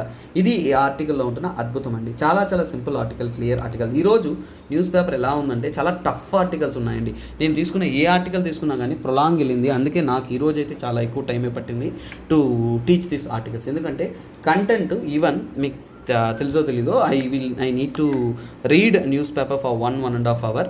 తర్వాత నేను కంటెంట్ సెలెక్ట్ చేసుకోవాలి. కంటెంట్ సెలెక్ట్ చేసుకున్న తర్వాత కంటెంట్ అనేది ఆన్లైన్ సైట్స్ కానీ కంటెంట్ కానీ బ్యాక్గ్రౌండ్ స్టోరీ కానీ అన్నింటినీ కలెక్ట్ చేసుకుంటూ మీకు అద్భుతమైన ఫ్లో చార్ట్లో. సో ఓకే స్టూడెంట్స్, సో ఈరోజు యొక్క MCQ అనేది ఇస్తున్నాను. సో అందరూ కూడా ఇక్కడ నుంచి పార్టిసిపేట్ చేయాలండి. క్లాసెస్ విన్న తర్వాత చూడండి ఇక్కడ చాడ్, గినియా వీటి గురించి ఆల్రెడీ యూపీఎస్సీలో 2023లో క్వశ్చన్ వచ్చింది. సో ఈరోజు ఎందుకు నేను నైగర్ గురించి చాలా డీటెయిల్ చెప్పాననేది మీకు ఇక్కడ అర్థమవుతుంది. ఈ క్వశ్చన్కి ఆన్సర్ అనేది రేపు నేను మీకు పేస్ట్ చేస్తాను అనమాట. సో మీరు దీనికైనా ఆన్సర్ అనేది కమెంట్ సెక్షన్లో కమెంట్ చేస్తురండి, పార్టిసిపేట్ చేస్తురండి. మీ యొక్క మెసేజెస్ అన్నీ కూడా నేను చూస్తున్నాను. చాలామంది అడుగుతున్నారు సార్ కొద్దిగా క్విక్గా పెట్టండి, ఎర్లీగా చేయండి. సో నేను దానికేనండి అనుకుంటున్నాను. బట్ మీరు ఒకసారి ఆలోచించండి. ఈ ఫ్లో చార్ట్ మెథడ్లో నేను మీకు క్లాస్ నోట్స్ అనేది రెడీ చేస్తున్నాను. నీట్గా మీకు నోట్స్ బెటర్ ఉండాలనేది తీసుకున్నాను. సో ఇప్పుడు కంటెంట్ ఎలా ఉంటుందంటే, ఇప్పుడు జన్ విశ్వాస్ బిల్ చెప్పారంటే మీరు ఒకసారి క్లాస్ విన్న తర్వాత మళ్ళీ ఈ నోట్స్ మీ దగ్గర ఉందంటే మీరు చదివితే చాలు అనేలా ఉండాలి. సో అలాగే ఏంటంటే ఇప్పుడు చూడండి నైగర్ గురించి చెప్పాను. ఎలా చెప్పాను, జాగ్రఫీ బ్యాక్గ్రౌండ్ చెప్పాను. తర్వాత ఏంటి, క్రిసిస్ గురించి చెప్పాను. తర్వాత ఏం చెప్పాను, ఇండియాకి నైగర్కి మధ్య రిలేషన్షిప్, ఎకోవాస్ అంటే ఏంటి చెప్పాను. కానీ ఎగ్జామ్లో ఈరోజు న్యూస్లో వచ్చిందేంటి, ఎకోవాస్ మాత్రమే. సో ఇలా ఏంటంటే మనం చదివేటప్పుడు ఏంటంటే ఒక విషయాన్ని మరింత క్షుణ్ణంగా చదవాలి. ఇప్పుడు భారత్ ఓఎస్ ఎక్స్ట్రా, ఈరోజు లేదు బార్ ఓఎస్ నేను ఎక్స్ట్రాగా చెప్పాను. సో ఇప్పుడు ఏంటంటే మీకు నేను ఎక్స్ట్రా ఎఫర్ట్ పెట్టేది ఏంటంటే క్వాలిటీ కంటెంట్ కోసం అండి. ఈ కంటెంట్ మీకు పీడిఎఫ్గా నేను ఇవ్వాలనేది నా ముఖ్యమైన ఉద్దేశం. అందుకోసమే నేనంటే మ్యాక్సిమం ఎఫర్ట్స్ అనేది పెడుతున్నాను అనమాట. సో కాకపోతే మీరు కూడా ఏంటంటే పార్టిసిపేట్ చేస్తురండి, షేర్ చేస్తురండి. మన కంటెంట్ అనేది ప్రజలకు వెళ్ళి రీచ్ అవ్వని. సో ఎక్కువ మందికి రీచ్ అయిందంటే మన క్వాలిటీ ఆగకుండా ఉంటుందండి. ఈవెన్ ఫర్ ఎగ్జాంపుల్ అంటే I actually work in multiple academies అండి. సో ఢిల్లీ కానీ ఇతర అకాడమీస్ కానీ కేరళ ఒక అకాడమీ కానీ వేరే అకాడమీస్లో నాకు టైం దొరికినప్పుడు క్లాసెస్ చెప్తున్నాను. అదే నాకుండే ఏకైక ఎకనామిక్ సోర్స్. కాకపోతే నా ఛానల్లో ఏంటంటే పాసిబిలిటీస్ నాకు ఉన్నంత వరకు నేను క్లాసెస్ చెప్పాలనే ఉద్దేశంతో నేను చెప్తుంటాను. బట్ టైం సెన్స్ని బట్టి నేను మేనేజ్ చేసుకొని చెప్పాలండి. That will be my sole work. So అలా మనం ఏంటంటే ఇంకా ఎఫెక్టివ్గా సపోర్ట్ పెరిగింది అనుకోండి, రోజుకు ఒక 500 మంది 1000 మంది చూస్తున్నారు అనుకోండి, నాకు ఆపడానికి ఒక రీజన్ దొరకదు. సో ఎప్పుడైతే వ్యూస్ తక్కువ ఉంటుందో ఆపడానికి రీజన్ దొరుకుతుందండి. ఎందుకంటే ఇప్పుడు చూడండి, when I work for other academies I will be paid good. I have so ఈ కంటెంట్ రెడీ చేసిన దానికి మాత్రమే గుడ్ పేమెంట్స్ ఉంటాయి, క్లాసెస్ ఉంటాయి, అన్నీ ఉంటాయండి. But I'm also faculty for more than 8 to 10 years in UPSC field. అలాంటప్పుడు competitive ఫీల్డ్లో ఎన్ని సంవత్సరాలు ఉన్నప్పుడు I have a good maintenance of the teaching and this things. But thing is that ఏంటంటే మనం ఎప్పుడైతే యూట్యూబ్ అనే మీడియంలో నేను ఈ టీచ్ చేస్తున్నానో, సో ఎప్పుడైతే ఎక్కువ మంది దాన్ని వ్యూ చేస్తున్నారో అప్పుడు ఏమవుతుందంటే that will help the staff and student to interact and grow అండి. అప్పుడు మీకు ఎక్కువగా కంటెంట్ ప్రొవైడ్ చేయొచ్చు. నేను ఎక్కడ ఆపుకున్నాను, నేను చాలామంది రెగ్యులర్గా చేయండి సార్ అన్నారు. Okay, I'm trying that level best. అలాగే క్వాలిటీ కాంప్రమైజ్ నేను కాలేనండి. So maximum articles, maximum quality. Even మీరు ఒక ఆన్లైన్ సైట్కో ఇంటర్నెట్ సైటో ఫాలో అవుతున్నారంటే మీరు అక్కడ చూసి కూడా నా కంటెంట్ చూడండి. It will be a qualitative అండి. ఎందుకంటే మీకు ఒక కంటెంట్ చెప్పడానికి I will refer 10+ books, 10+ online site. ఖచ్చితంగా మినిమం 5 కంటే ఎక్కువ రిఫరెన్స్లు తీసుకొని నేను చెప్పే వ్యక్తినండి. Every time I keep on learning. So నేను టీచర్ కంటే ఎక్కువగా లెర్నర్ అనేది నమ్ముతాను. నేను ఎప్పుడూ కూడా క్వాలిటీ ఆఫ్ టీచింగ్ అనేది ఒక నేర్పుతూ ఉంటుంది. మనం నేర్చుకునే దాన్ని బట్టి మనం క్వాలిటీ ఇస్తూ ఉంటామనేది నా నమ్మకం. ఆ నమ్మకాన్ని నేను గట్టిగా పెట్టుకుంటూ మీకోసం ఈ క్వాలిటీ కంటెంట్ అనేది ఏర్పాటు చేస్తున్నాను. సో కాకపోతే every time I request only one thing, let it reach the people అండి. సో యాక్చువల్గా నేను ఇంగ్లీష్లోనూ ఛానల్ రన్ చేస్తున్నాను, ఇంగ్లీష్లోనూ టీచ్ చేస్తున్నాను, తమిళ్లోనూ టీచ్ చేస్తున్నాను చాలా. కాకపోతే నాకు ఎక్కువ సపోర్ట్ ఎక్కడ వచ్చిందంటే తెలుగు స్టూడెంట్స్ నుంచి నాకు వచ్చింది. అందుకోసం ఏంటంటే తెలుగులో ఇది ముఖ్యంగా నేను అతి ముఖ్యంగా చాలా నీట్గా క్లియర్గా చేస్తున్నాను. సో ఇక్కడ స్టూడెంట్స్ యొక్క సపోర్ట్ని బట్టి మనం క్వాలిటీ అనేది అందిస్తూ ఉంటాము. So always wish for your well being అండి. మీ అందరి యొక్క సక్సెస్ అనేది ఎవరైనా గట్టిగా కోరుకుంటున్నారంటే అది ఎస్పీఆర్ సారే అయ్యి ఉంటారండి. సో నేను మీతో కమ్యూనికేట్ కాకపోవచ్చు, పర్సన్గా మీతో నేను ఉండలేకపోవచ్చు, బట్ వన్ థింగ్, మన వైబ్స్ అనేది ఒకటి ఉంటుందండి. మనం నేర్చుకునే వైబ్స్. నేను ఇప్పుడు కంటెంట్ నోట్స్ రాస్తున్నాను అంటే మీరు నెల రోజులు ఈ కంటెంట్ చూశారనుకోండి, మీరు నోట్స్ రాసే విధానం మారిపోతుంది, మీరు అప్రోచ్ అయ్యే విధానం మారిపోతుంది. ఎప్పుడైనా కానీ ఎస్పీఆర్ సార్ దగ్గర మీరు క్లాస్ వింటున్నారంటే మీ ప్రిపరేషన్ అనేది మారిపోతుందండి. సార్ చెప్పడానికి ముందు మీ ప్రిపరేషన్ ఎలా ఉంది, సార్ చెప్పిన తర్వాత ప్రిపరేషన్ ఎలా ఉంది అనే ఒక విషయాన్ని మీరు తెలుసుకుంటారండి. ఇంకా మీకు సార్ మీరు డైరెక్ట్గా కూడా లైవ్లో మాకు కొన్ని సజెషన్ చెప్పండి సార్, మాకు హెల్ప్ చేయండి సార్ అనుకున్నారు అంటే అవి కూడా మీరు అడగండి. నాకు టైం కుదిరినప్పుడు అవన్నీ కూడా నేను ఇంకా ఇంటరాక్షన్ ప్లాట్ఫామ్ రెడీ చేద్దాము, ఇంటరాక్ట్ అవుదాము అనే ఒక ఉద్దేశం కూడా చూస్తున్నానండి. Let us hope for the best అండి. Thank you guys, bye take care, have a nice day. This is me SPR signing of.